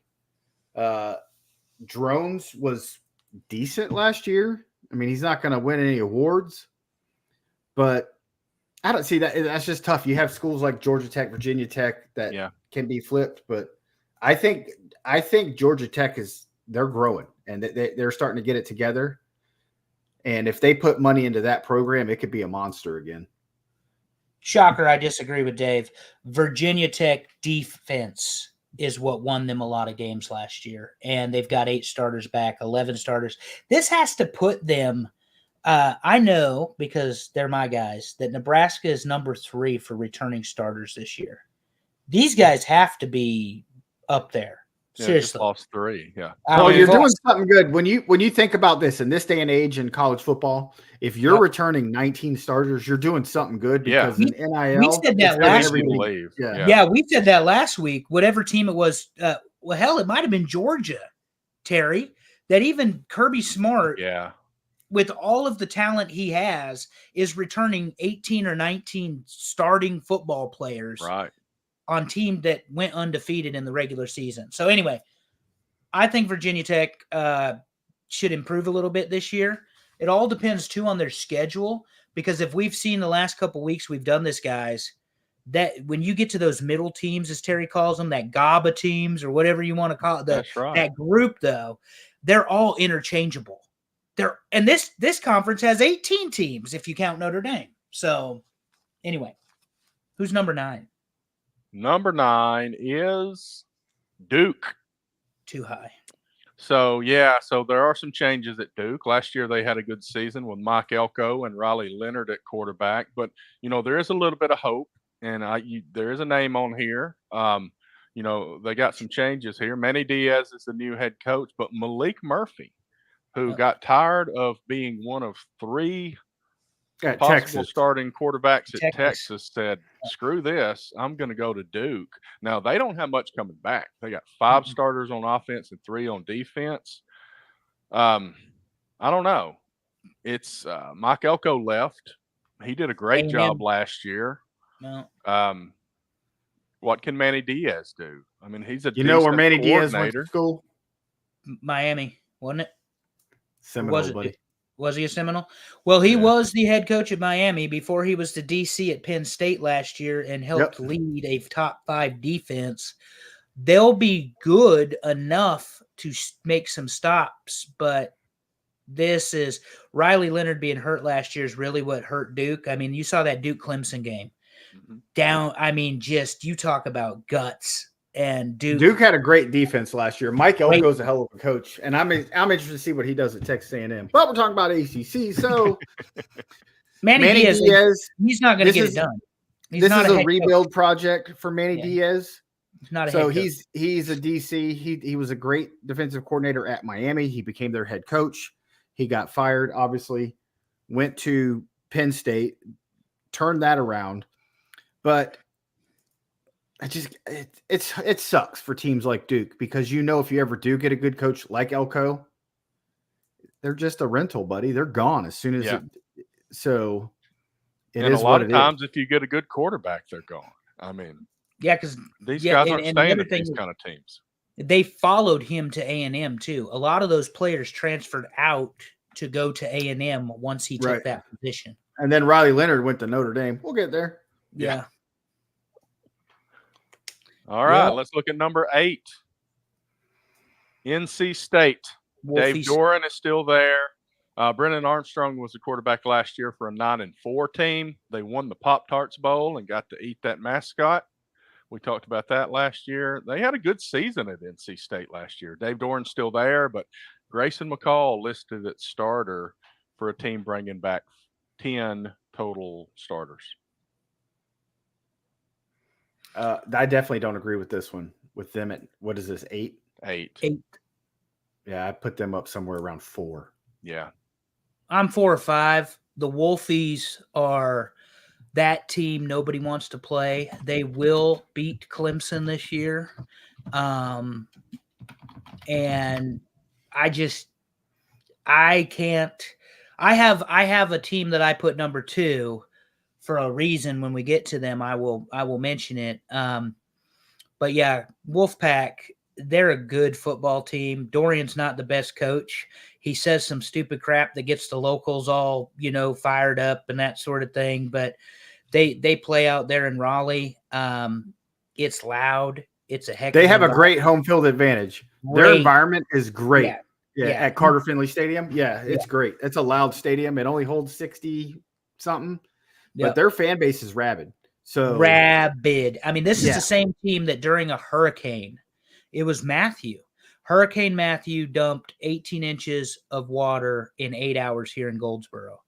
This team, or these fans, sat out in that hurricane and watched the Wolfpack take down Clemson, 2016. No reason for it. None whatsoever. But that's how rabid they are. They sat through a hurricane. And if McCall has a good year, NC State could win the ACC. I think they suffer and Dave Doran doing something stupid. They suffer from being seen as the other school, I think, in the state. And they are by far have that name recognition. As of right now, they have the best football fan base in the state of North Carolina. I agree with that. I 100% agree with that. I also agree that they're not, Terry, and then it's just my opinion. I don't think they're the other school when it comes to football, despite the fact Mac Brown is the head coach of the Tar Heels. They are certainly the other school when it comes to basketball, and there's 2 of them, But the other thing is the Wolfies will beat Duke and Carolina in basketball. They play hard in every sport. They play tough. They've had great players there before, like Russell Wilson and so many others. The question mark for me here isn't that they don't belong higher than 8. It's that there are going to be 3 or 4 teams that are 9-3, 10-2, 11-1. A lot of it's going to depend on their schedule. Let's see their schedule. NC State.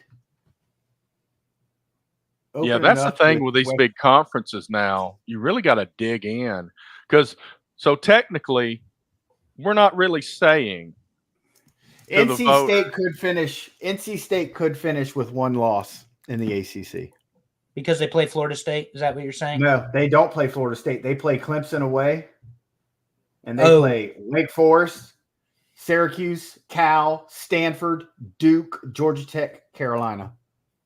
They don't play Florida State or Miami. Yep. So technically, we're asking people to do a ranking. So based on the size of these conferences, the ranking of the best teams is not necessarily going to line up very well with the standings based on what Dave's saying here, because you might have teams that might do pretty well because they don't play the big name teams. And gun to my head, I'd put them at lowest 4. Yeah. Yeah, maybe maybe 5. Number 7. That's maybe 5 since we're talking Notre Dame. Notre Dame, when I think of the ACC, I don't include Notre Dame, but we didn't have anywhere else to put him, buddy. Yeah. Number 7, SMU comes in after an 11-3 record last year. Rhett Lashley's the head coach at SMU, former Auburn offensive coordinator. This is Gus Jr. basically. Preston Stone, quarterback last year. He's the quarterback again this year. They're returning quite a few starters, 14 total. Let's let Terry pontificate. What about Gus Jr. here? Well, he likes the big running quarterback. I'll just go ahead and get it out. I planned on saying this. He, let's see, how do I phrase this? If the head coach at Auburn, who we all know can't control himself sometimes, ends up doing something stupid and doesn't stick around as long as we hope he does, I think Rhett Lashley would possibly be on the short list. Gotcha. Went ahead and got that out of the way. But Rhett Lashley obviously has had some success at SMU, but now you've stepped up in competition here to the ACC. So what's that going to look like? They dominated their conference last year, but this ain't the same thing. That was going to be my comment. That I know they drew Florida State, SMU, and I don't know about Clemson or Miami or the rest of them. I don't remember. One of the things I'll tell you guys is when we looked up, one of the cross references for the research I did was most compelling games in the SEC, and there were like 25 of them. There were not that many in the ACC. One of them listed was Florida State versus SMU. They think Southern Methodist might have a chance to spoil Florida State this year. I don't believe that. Here's why. I don't think that they are a tested program with real competition, to your point, Terry. Strength of schedule does matter. Who the hell's North Carolina playing? To start the year? Is it Liberty? I think they drew Liberty. No, but I think they drew Liberty at some point, and Liberty went undefeated or whatever.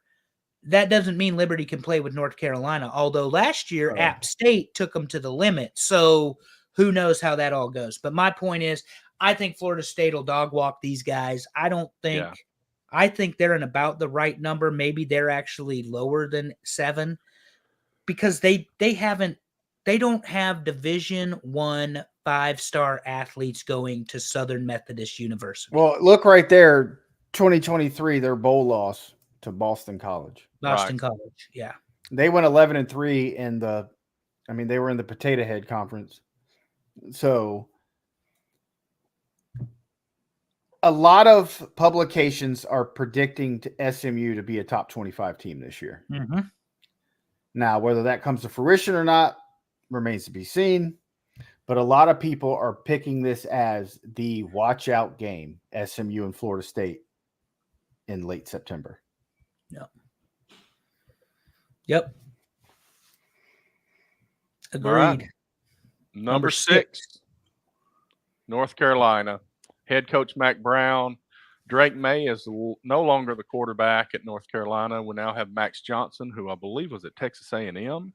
He was at Texas A&M, and he hasn't won the starting battle yet either, though. Okay. So they have another guy named Connor Harrell. He's from Alabama. He's a sophomore. Okay. And so they haven't announced who the starter is going to be. And many assume it's going to be Max Johnson. Okay. But we'll see. But yeah, the 8 and days of 5 Drake May being there to save the day are gone. Right. Yeah. 8-5 last year, 4-4 in conference, lost the Duke's Mayo Bowl. Not a lot returning on offense. Pretty good number, 7 on defense. So we'll This see. team has. Their defense sucks. So We still got Chiswick over there at DC. I think they fired him. Did they fire Chiswick, Dave? Yeah. Okay. This is the one I said I ranked pretty high. Here's why. You talk about a cupcake schedule. They've got a cupcake schedule. So here's North Carolina's schedule. Their big game to open the season, Minnesota. Yeah. Then they play Charlotte.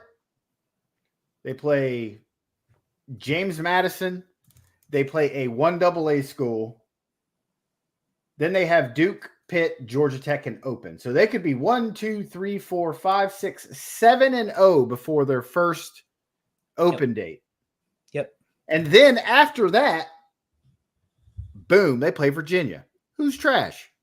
8-0 going into Tallahassee. Yep.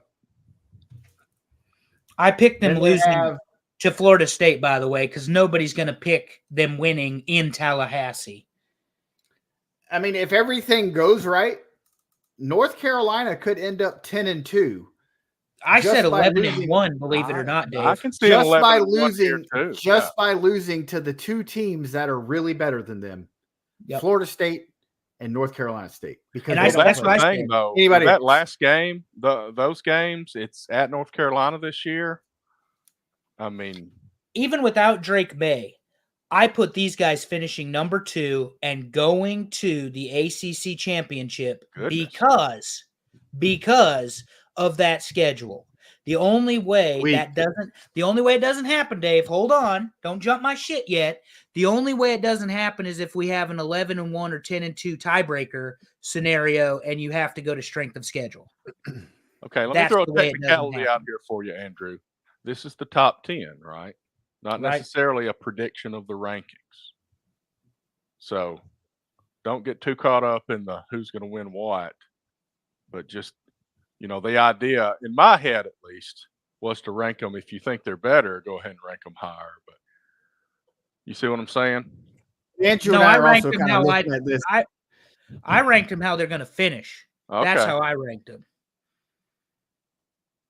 Go ahead. Let's do next. Number 5. Number 5, Miami. Mario Cristobal is still there. Tyler Van Dyke's gone. Cam Ward's coming in. I guess people really like Cam Ward, so they're really boosting Miami up. 7-6 last year and lost to Rutgers in the Pinstripe Bowl. I believe that's at where's that at, Andrew? Is that at Yankee Stadium, maybe? Yep. Anyway, about half the offense and half the defense coming back. But they got Cam Ward, who is incredible. Mm-hmm. But the thing is, there's one hiccup Cam Ward has. He is a turnover machine. Miami had Tyler Van Dyke starting last year, who was looking at being a first-round pick, and now he's gone to Wisconsin. Didn't even finish the year with Miami. I don't know if Mario Cristobal that doesn't know how to call a game at the end of it. Right. So I don't know if Mario Cristobal is a great recruiter, but it's yet to be seen if he can do anything as a coach because he looks like a dumb fuck out there. Yeah, it was pathetic. That loss to It Georgia looked really Tech last bad. year was inexcusable. It was. He's a position coach at best. Oregon is better for him leaving. He goes back to his alma mater where he won a national championship. Yes, he is a Saban disciple, but this man, to your point, you both just said it, cost his own team football games. You're not a head coach when you do that. Mm-mm. And the only way that the only thing he's got going for him would be some of the talent that comes to Miami. The problem is, to Dave's point earlier in the show, Miami isn't the university anymore. It's not the U any longer. And it hasn't been for a very long time. Between the conference realignments and the sanctions and the all of the recruiting violations, the revolving door of head coaches and the criminal activities that have taken place at that university. Miami ain't it. Cristobal, is, to me, again, just a position coach. Might be a great position coach, but there is a difference between being a head coach and a coordinator and a position coach. And let's not forget, when he worked for Saban, he worked for Saban. It wasn't anybody else. It was Saban. So I think Miami is going to be the bust of the ACC. And we ain't got to the predictions yet, Terry, but oh yeah, we've already stated a lot of it, but yeah, we'll get there. Yeah, I think Miami's overrated out of the gate. Yeah. Number 4, Louisville. Jeff Brom's still at the helm. He's an incredible coach, man. And Jack Plummer is no longer the quarterback for a 10-4 team last year. One conference loss and lost to USC in the Holiday Bowl. This year, Tyler Show, I'll say. I'll have to learn how to pronounce it. Some of these new names I don't get until the second week or so. 5 returning starters on offense, 9 on defense. They got a lot coming back on defense. And that's a Louisville team that beat the piss out of Notre Dame last year. Yes. Yeah, Fromm's a motivator. Jack Plummer was a good quarterback, though. And till he went to Charlotte and played Florida State. Well, and they lost to USC, but this goes back to my jab at Dave earlier. The problem I have when you put the bowl game losses and wins on here is it's not really indicative of how good the team was or wasn't. No, because nobody plays. Coaches are leaving. Players are sitting out. That game, Caleb Williams didn't play. Didn't the USC quarterback hang 5 or 6 touchdowns on him, and he was the backup? Or am I misremembering that? Yeah, the backup. Yeah, because Caleb Williams didn't play, but Caleb Williams didn't play in the bowl game. And easy COVID. There, Dave. Don't die. But no, that's the whole thing. You unless you're really a fan of the team. Yeah. You can't just look at something and know, oh, they lost the bowl game, because you don't know who played. Right. You don't know anything about it because you just don't. I mean, Andrew and I like to laugh and giggle about Florida State getting beat by 60 in their bowl game. Florida State almost didn't have enough people to put in that game. Between people going pro, people in Florida State dressed out 1 quarterback for that game. 1. That's all they had on the team. Against the number 4 defense or whatever in the country. Mm-hmm. And he was a true freshman who had only played in a grand total of 3 games. And he was injured for more than half the year. Yeah. So us Florida State fans, we knew what was coming. Yeah. We didn't even know if they were going to be able to field a legit team for that game. Yeah. But Florida State started the year with 4 scholarship quarterbacks. 2 of them transferred out before the year. One of them broke his foot off. So literally Brock Glenn, true freshman out there with all of his good players sitting out because they're going pro. We knew what was coming. Yeah, and the other thing is, like on this deal with Brom, just as because we're on Louisville right now, we'll get to Florida State. I'm sure they're number 1. With Brom, he has done so much with so little, because Purdue ain't no football school, and they won the Big Ten, or went to the Big Ten championship game anyway. He won the division to go to the Big Ten.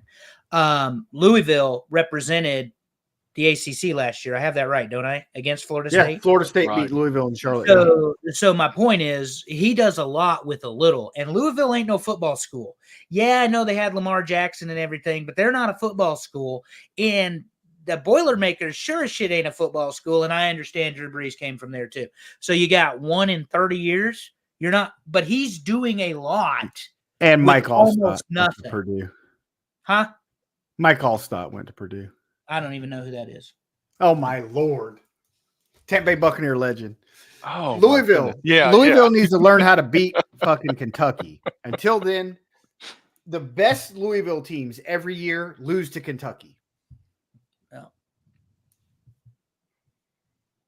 All right, let's run down the top 3. Number 3, Clemson. Dabo still at the helm. Will be till he dies, I think. Cade Klubnik coming back. 9-4 last year. 4-4 conference record for Clemson last year. Yeah, very And beat off year Kentucky for in the Gator Clemson. Bowl. Yeah, definitely.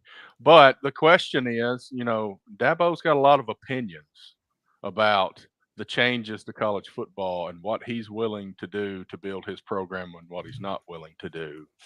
Is he going to be able to hit that top level anymore?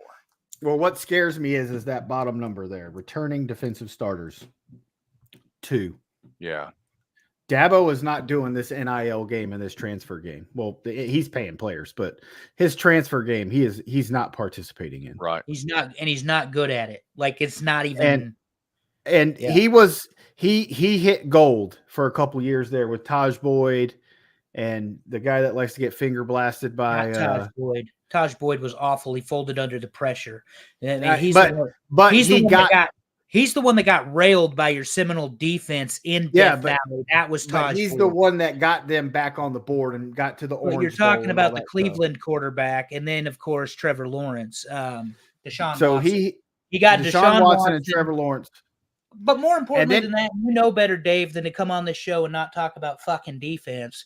The Power Rangers, the front 4 of the Clemson defense that just absolutely annihilated Alabama. Mm-hmm. They made that Clemson football team in 2018. That national championship team, they absolutely dominated Alabama. And now none of them even play or can't stay signed in the pros. But since he's lost Brent Venables as DC, because that's what he was missing before to get over the hump that was Florida State, they have gone completely backwards. And if he's unwilling to play the game, we're not talking about Matt Rule in Nebraska, but I listen to him all the time. And what he said was, if you don't want to play in the NIL, you can't coach in NCAA. That was his statement. If you don't want to use NIL in the transfer portal, you don't want to coach NCAA football. All he's saying is this is the game now. This is the system. This is the way things are going to be. Dabo's made it very apparent that he thinks he's Alabama, Georgia, Texas, whatever, and can continue the revolving door. But 4-4 ain't getting it done. 9-4 ain't getting it done. And they'll be lucky to finish in the top 5 of this conference. Because another year like last year, Dabo's seat's going to start to get warm. I agree with Terry. 2 national championships, only one since Danny Ford did it in 1980. Yeah. I don't think that Dabo's seat gets very warm. It will get warm. Trust me. If Dabo has another year like last year, and he does seat's not already do filled anything, in Tuscaloosa now, too. And he does not do anything in terms of transfers and NIL, they're going to start looking at ways to get rid of him. That's a tough one. It's going to be different now. Look how quickly Texas A&M, granted, he didn't do it at Texas A&M, but everything they did to get him there, look how quickly they got rid of Jimbo Fisher. Now, it probably is a little bit different because, we look at Penn State and, I mean, Paterno didn't coach that football team for years before he was gone. No. But they weren't going to get rid of him. But 2024 is a lot different in college football, and there are some things that you have to do to continue this program to succeed. Especially with all eyes on Florida State and Clemson right now because of the lawsuits. That's right. You have to have good years.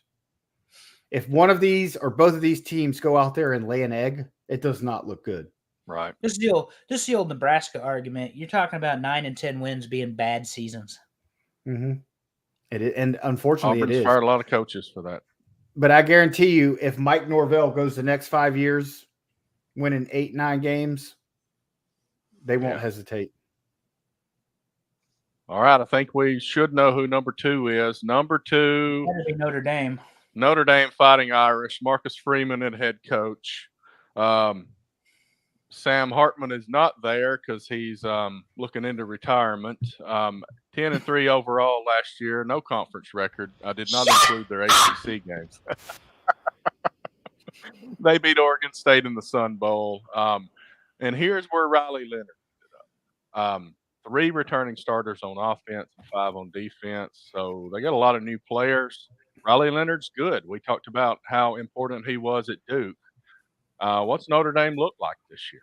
Are they number 2 here? I think we're gonna know about Notre Dame quickly when they play Texas A&M in week 1. Yeah. We're gonna kind of get a feel. Here's the thing. I'm not sold on Marcus Freeman. He is very young. He had no real coaching experience other than a couple years as a coordinator. And it was a splash hire because they knew that he wouldn't do to them what Brian Kelly did. I don't know if he can coach that well. 10-3, he got to 10 wins last year. They should have beaten Ohio State. Right. They got mollywopped by Louisville. And I don't know. Their schedule's pretty weak. So they play their ACC games are. Yeah, they're more Big Ten this year. That's our fault. But go ahead, Dave. Yeah, they're Virginia, Louisville, Stanford, Florida State, Georgia Tech. And then they've got Big Ten games, but they're playing the weaker side of the Big Ten too.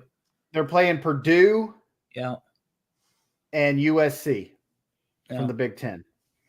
So then they have Northern Illinois, Texas A&M, Miami, Ohio, and Army and Navy. Obviously, they play Army and Navy every year. But if they don't get to 10 wins this year, something's wrong. And they'll be Leonard's spot in the playoffs. Yeah, but Leonard, they do get Florida State in South Bend. So there's that. Yeah. Where's the USC game? Is it in the Coliseum or is it in South Bend?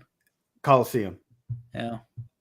So Leonard is a gritty quarterback. We saw that with Duke where he had the injury and he continued to play through the game. Yep. Freeman, contrary to what Dave just said, ladies and gentlemen, this is me correcting him, is a good coach, is a good coordinator, understands defense, and I just complimented someone from Ohio State. Fuck off already. And Notre Dame. That's the double shot today. But I just don't see it. Freeman, great coordinator, good defensive guy. He's going to get his guys to play for him. That is almost as much of a selling point for some of these coaches as anything else. He's going to get them to play for him. If he gets the boosters to buy into what he's doing in South Bend, he'll be there for a very long time. These guys should beat USC. They should play well against Florida State. I'm not saying they should beat Florida State, but the rest of the schedule favors them to finish very, very high. But again, without being undefeated, that drops them into, the 10, 11, and 12 spots. Mm-hmm. So at most, they can lose one game. And it has to be close. To be close. They can't let Florida State beat them by 30 or something. If they lose to Florida State and USC, I think they get left out. Yeah. I think that's a fair assessment. And Terry's like, you fucking guys are answering my questions before I asked them already. Florida State, number 1, Terry. Tell us about it. Dave will run it down in a minute. Mike Norvell still there. Jordan Travis is not there. DJ, and I'll let you try this name, Dave. Have you learned to say it? DJ Uiagalelei. Uiagalelei, okay. So 13 last year. Yeah, you say it fast enough, then nobody will say it's wrong. We've talked about the loss to Georgia in the Orange Bowl a couple of times. We don't have to revisit that. Not a lot of returning starters here. Some of these starter numbers might be a little bit off based on just what we know at certain times. But 4-4 is what I saw online for the starters. So that's true, and this can go back to all the schools. Yeah. Florida State rotates. Yeah. Rotates. Yeah, who's a starter? You got to pick somebody, and right. It's like, what's a starter mean? Granted, last year you had Brandon Fisk and you had Jared Verse, who were 2 all-world. Well, now you have Patrick Payton, you have Farmer, you have Mario Edwards Jr. is now there. So Florida State is supposed to be absolutely stacked on the DL. They're expecting this to be their best linebacking core they've had in years. DJ Lundy's back. They got what's the guy? They got a linebacker from Alabama. So what scares me about Florida State is on offense. The main core of the offensive line is there. Jordan Travis is gone. You have DJ Uiagalelei. He is there. You still have, God, what's his name? The running back. Running back by committee. So he's back along with the running back from Alabama. And now you have a wide receiver, Malik Benson from Alabama. But the wide receiving core at Florida State is very, very young. Now, they do have a couple 5-stars there, but they don't have a lot of playing time. So Florida State will run as far as those wide receivers take them. DJ Uiagalelei does not have the wheels Jordan Travis had, which I think one of the downfalls you saw with Florida State last year. And when I say downfall, they won these games, but Florida State was in a lot more closer games last year than they were the year before when they really hit their stride, because Jordan Travis was running and doing a lot more because he could. And I think last year it seemed like a lot of times he was trying to not get hurt and to build his stock going to the NFL as more of a throwing quarterback. And it took that aspect of the game away that Florida State had used and was so good. So if DJ Uiagalelei uses his wheels, Florida State should be undefeated at the end of the season going into the playoffs. I don't think Florida State's good enough to win the national championship, but I think Florida State should be 12-0 ending the regular season and go to Charlotte to play for the ACC championship. Yeah. But there could be a hiccup. Miami always gives Florida State hell. Florida State only beat them by 7 last year, and Miami was playing a freshman quarterback at one point in that game. So you never know with Miami and Clemson because, dude, that's how rivalries work. So there's a lot to be said. The returning starter thing, that means jack shit to me because so many people rotated in and out anyway. And, like Patrick Payton and those guys, they didn't play in that bowl game because at one point in time, all those guys were in the transfer portal. And then Florida State brought them back. So those guys are making over $1 million now, and we're sitting here talking about them on podcasts. But it's just you just never know. Lawrence Toafili is the running back that's back that I could not think of his name. So I don't know, but we can obviously do a deeper dive into this because I follow Florida State football so passionately. Just like Andrew with Nebraska. I don't know about these 2 returning starters at Louisville or whatever. Right. You know about everybody that's back at Florida State. And I know what's expected. And at Florida State, you're expected to win the ACC every year and go play in a major bowl game. But I agree with you. I think the expectation to me is 12-0 here. I don't see anything on the schedule unless a hiccup happens, like you said, because you never know. They get Clemson in Tallahassee, and they get Miami down in Miami. So there is that. But barring something crazy, what worries me the most is, I'm leaving here in a couple weeks and I'm flying to Europe. I'm going to Florida State's first game. Their opening game this season is in Dublin, Ireland. Mm-hmm. They fly back to this against Georgia Tech in Dublin, Ireland. They then fly back to the States and play the next week against Boston College. Florida State's playing week 0. They play Boston College week 1. Mm. Boston College has all this time to prepare, and that's the one team that really put the fear of God in Florida State last year. They did. Boston College. They did. Yep, they did. And Boston College's quarterback who lit Florida State up in that second half is back. I'm going to make one comment because we're overtime here. Your question mark on Florida State is your quarterback. He's your question mark. Nope. Because he folded like a chair at Clemson. He's had a second opportunity at Oregon State, and that coach left for Michigan State, and now he's under Norvell here at Florida State. So DJ folded big time at Clemson, couldn't take the pressure. If he has not grown as a quarterback, because I didn't watch that much Oregon State football last year, but I do know the Ducks teed off on him in the Civil War. DJ is your question mark. He's going to be where Florida State wins or loses games, because when the games were put in his hands, he wilted. Very much like a Taj Boyd. His one loss at Clemson the year before? No, he had more than one loss, buddy. When Trevor Lawrence was there, he was playing. Well, he lost against Notre Dame when Trevor Lawrence was there. As the starter, he threw 22 touchdowns to 7 interceptions and had 545 yards rushing with 7 touchdowns. And last year at Oregon State, threw 2,600 yards, 21 touchdowns, 7 interceptions, and another 6 rushing touchdowns. Now, here's what I'll say. You go ahead. Here's what I'll say.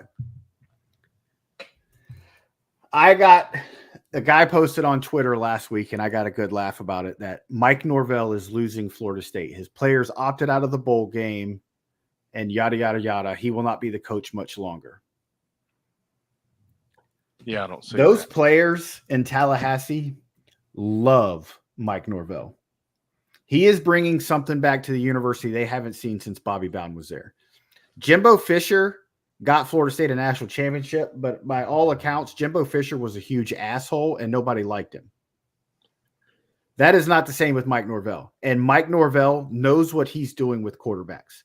He turned Jordan Travis, who left Louisville because he couldn't see the field, never could get on the field with Willie Taggart as the coach at Florida State because they said he couldn't throw a football, and turned him into an NFL draftee in literally 2.5 seasons. Because Travis didn't play. He was splitting time between that guy from UCF. I can't remember his name, but 2.5 years. When Jordan Travis finally took over the reins as quarterback at Florida State, it took off. And he did that under the coaching of Mike Norvell. Mike Norvell does have offensive coordinator. He calls the plays. He works with those quarterbacks. And apparently, DJ Uiagalelei went to Florida State because everybody thought it was Cam Ward number 1, DJ Uiagalelei number 2 as the top prospect quarterbacks. Florida State wanted DJ all the way. And apparently they never even worried about Cam Ward because he was off. I'm going to Miami. I'm going to the NFL. I don't know. Florida State went right to DJ. Right. And we want you here. He wanted to be there. So I'm interested to see because the dude can play football, because I've seen him light Florida State up like there was no tomorrow, because a couple years ago he was unstoppable and they stomped. Well, Florida State made a late surging comeback to make it look respectable, but he stomped them. So, but all that says, if anything happens to him, Florida State's going to a redshirt freshman and a true freshman quarterback, because that's what they got on the roster, and they are screwed. Yeah, it's going to be similar to, yeah. Although according to reports, Brock Glenn has looked very good, but the next quarterback in Tallahassee is the third string right now, and that's Luke Cromenheit. He is the next big thing at quarterback in Tallahassee if everything plays out the way it's supposed to. So let me run down the top 10 real quick, and then we'll get into some questions to wrap it up. Number 10, Virginia Tech. Number 9, Duke. Number 8, NC State. Number 7, SMU. Number 6, North Carolina. Number 5, Miami. Number 4, Louisville. Number 3, Clemson. Number 2, Notre Dame. And number 1, as they should be, Florida State Seminoles. FLORIDASTATE. Florida State, Florida State, Florida State. Thanks, Dave. Why don't we go to the next slide, and we'll talk. We'll ask a few questions we've pretty much already answered. And I forgot I did not put the actual questions on the slide, so I got to look in our notes to get to this, don't I? Okay, so here's what we do every week with these preview shows. Which 2 teams go to the championship game? Who wins? I'll start out. Obviously, Notre Dame is not included in that. We included Notre Dame in the rankings and the preview, but they're not part of this. So I would say Florida State, and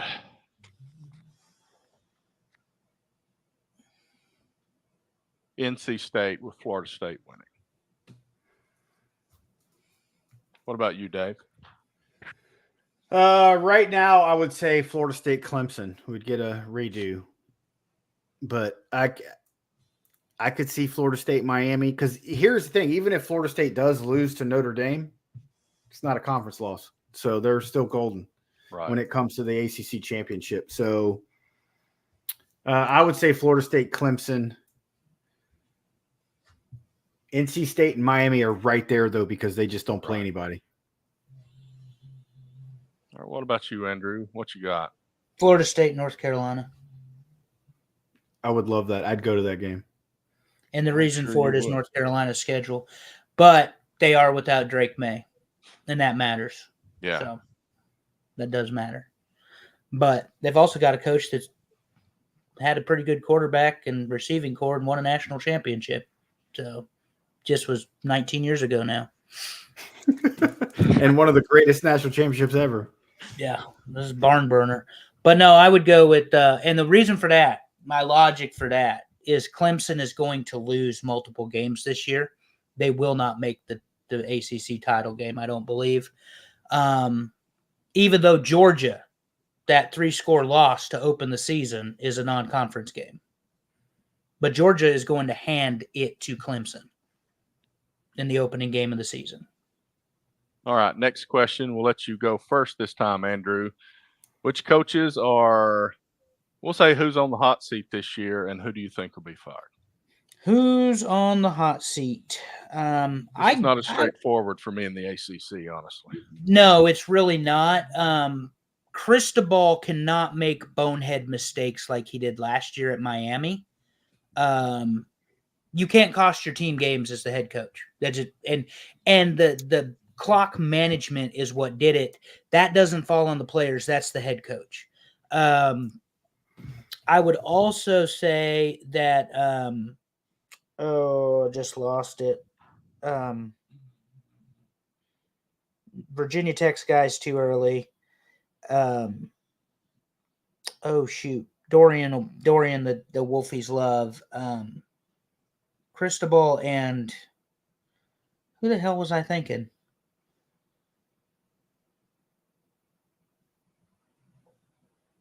Now I can't even think about it. I think of it. It'll come back to me. All right, Dave, won't you go? I'll wrap it up after you go. I'll say Virginia's in a predicament where they've got to show some improvement. Tony Elliott is 6-16 at Virginia in his 2 years. They've got to show some kind of improvement here. I think if Virginia gets to 5 wins, he's safe. I haven't looked at their schedule. 1, 2, 3. I see 3 non-conference wins. They win 2 in conference. I think he keeps his job. But Mario Cristobal, if he does anything stupid, I think he's in trouble and his seat will start to get hot. But everybody else is pretty much cemented right now. Georgia Tech's not touching their coach. If anything happens, he will leave and go to a bigger program. Right. But Wake Forest, they're not doing anything with their coach. He's built them up. Pitt, maybe? I don't even know who the hell their coach is anymore. Pat Narduzzi, and that's who I was going to mention if nobody else did. I don't know that he will be fired, but I can see the seat will get warm. Yeah. Old Michigan State defensive coordinator. Yeah. Worked for the one that followed Saban. If Dabo has a down year, it's going to start to warm up. He won't get fired, but it's going to start to warm up. A lot of talk. A lot of talk. Yeah. I don't think. Yeah, Tyler from Spartanburg needs to call again. You mean Tyler? But Dabo really needs defense. And you just said Tony Elliott. That was his offensive coordinator, up to a couple years ago. So, anyway. All right. Well, let's talk about underrated, overrated. So we've kind of talked about it already. I'll go ahead and start. I'm with you, Dave. I think NC State is underrated. Overrated. Just say Miami, Terry. Come on, do it. In the Auburn fan, you want to do it. You want to say Miami. I was about to say Clemson, but Yeah, we'll go with Miami. Who's next? Andrew, you want to go? I think Clemson is overrated. I mean, there's an expectation because they've won so much that they're going to continue to win, but Dabo is missing key elements that brought him success. And until he replaces those elements, he's not going to win. He may win 9 games. He may win 10 games. Dave's sitting here saying his seat's going to get hot if he only wins 10 games. And Clemson was a shit program before Dabo Swinney took over as the head coach 17 years ago now, 16 years, something. He's been there a long time. Well, in 2006? Was it 6 or 8? Either it don't matter. Might have been 8. Might have been 8. I know Nebraska beat him in the Gator Bowl, but it doesn't matter. He is a very well tenured coach who's won 2 national titles and played. He wins 10, he's fine. Yeah. He wins 8 or 9, there's going to start to be talk. He ain't going anywhere. Next week, I'm talking teetotal shit about Ryan Day, but we're not talking the Big Ten yet. His seat's going to get real hot after they spent $25 million building a team. Yeah. But Cristobal is in Miami, to me, are overrated. I think that our poll anyway put the Wolfies underrated. I do believe the Wolfpack is a better football team. Duke was a little high. Virginia Tech was a little low in my mind. I think Florida State is the cat's meow, and I'm not saying that because Dave's here, because I love to argue with his ass. But until you take them down and beat them, they're the team to beat. You know, they are the ACC right now. And 3 years ago, Norvell was what, 3-5? It was the COVID year, 4 years ago now. So there was talk of his ass going bye-bye. No, it was his first year was COVID. Norvell's never been on the hot seats because after his second year, you don't read enough of the third-party sports sites, sir. You there tell me that I'm wrong about Norvell just because you're an insider to Florida State. Well, Norvell got an extension his second year. Yeah, and he started that year. He started that year like 1-5. He's done the right thing. He really has. He's building it up. But you made an interesting point too, and it is something that matters. He's got 4-4 coming back, but he had a very good transfer portal. A very good transfer portal. Florida State. He got started from other teams, is what I'm getting at. Other big teams, big teams. But Clemson's overrated. Miami's overrated. State and Virginia Tech, in my mind, underrated. Right. All right, Dave, you got any sleepers or overrated teams we hadn't mentioned? You said something about Cal earlier. Cal? It wasn't Cal. He's a Georgia Tech guy. Yeah, I think Georgia Tech is underrated. I think they're not going to be a top 25 team. I think they might surprise some people. I would have NC State way higher than what was there. So my 2 down are NC State and Georgia Tech. And as for overrated, it's got to be Miami. I just don't see it. And until they prove it, then that's it. But Miami's supposed to have been back for a couple years now, and it just hasn't turned on the field. So there's a lot of excitement for Miami. I won't just bust in your balls when I said Miami is, supposed to win the ACC. There are press writers that do this for a living. We do this for fun. They're saying Miami is the team to beat in the ACC. I don't see it, guys. I don't see it.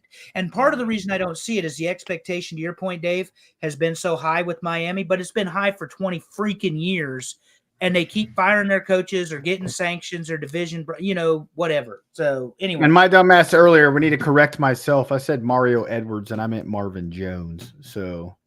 Oh, I thought you were going to say Mario. That's okay. Some YouTube commenter will say something about it and call you more. But you have to think about this. Florida State has the number 6 transfer portal class for what they brought in. And you're talking about one. You got Auburn, Alabama, Florida, Alabama, Miami, West Virginia, LSU, Georgia, and 2 from Oregon State. Plus an Indiana, a Harvard, and a Colorado. Not freaking bad. That's a lot correct of talent myself coming from in. earlier because you just mentioned the Oregon State guy, DJ. He lost the starting job at Clemson. Guess it wasn't games. He got his ass fired for throwing those 7 interceptions. So he got benched, sir. He got benched in the ACC title game. Before they lost, they threw his ass on the bench. And then he got benched in the ACC title game for Cabe Klubnik, and then he left. Then he decided to go play for Smith, and Smith, they got dog walked by the best teams in the Pac-12, but that happens. All right. Well, thanks, guys. Thanks for coming on, Dave. But we got one more thing to talk about that I think is going to be fun this year. Andrew and I have been picking games. We tried to figure out how to do it and compete with that all year last year. But this year, ESPN's doing a college football pick'em.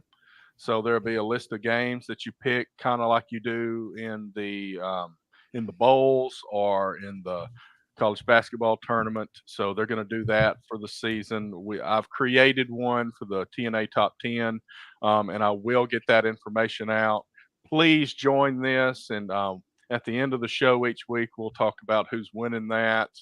And we might talk about if there's any kind of winner's prize. We got some ideas, but as always, we don't decide anything until it's almost too late. So we hadn't figured that out yet. We'll get there. We'll get there.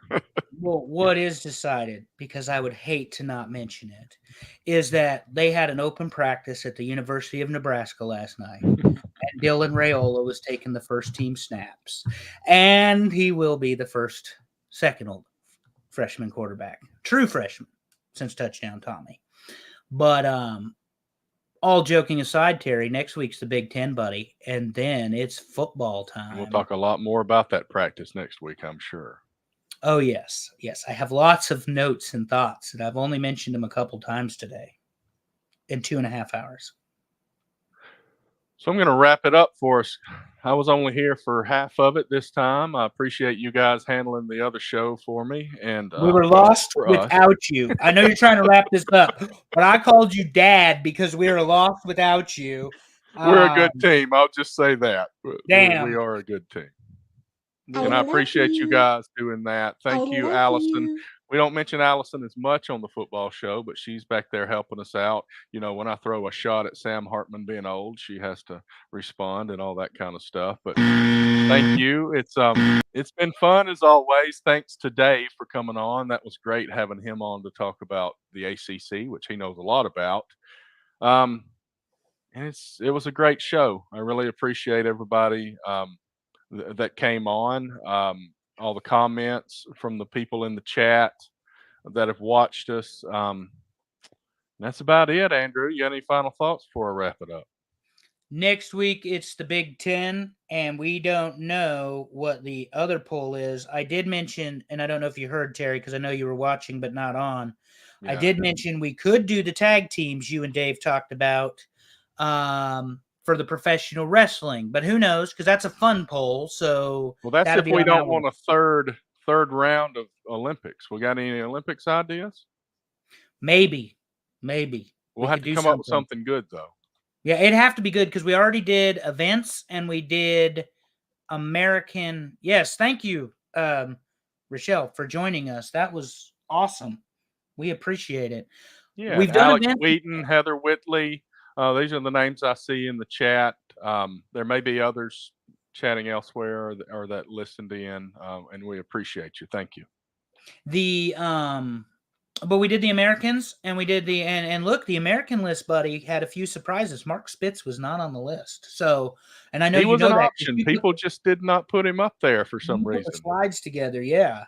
1 and 2 went about like I expected. But anyway, maybe something Olympics. Who knows? Maybe best Olympic cities, something like, I don't know.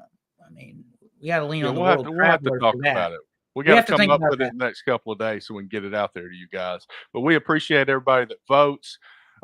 We really want to push on getting the votes in for the football poll, because I will tell you, we get a lot more votes for the other poll than we do football right now, but football season hadn't started. Hopefully that picks up more. We'll try to do our best to get it out there and in your hands so that you see it in time so that you can vote. Football will be a little bit more difficult because we don't want you voting before the games, but we need you to vote before we do the show. So there's not going to be a lot of time. We'll get back into that later. We'll work through all that and put it out there. But one last thing to say, as I always do on the football show, be a champ this week in whatever you do. Thanks for coming. See you guys next time.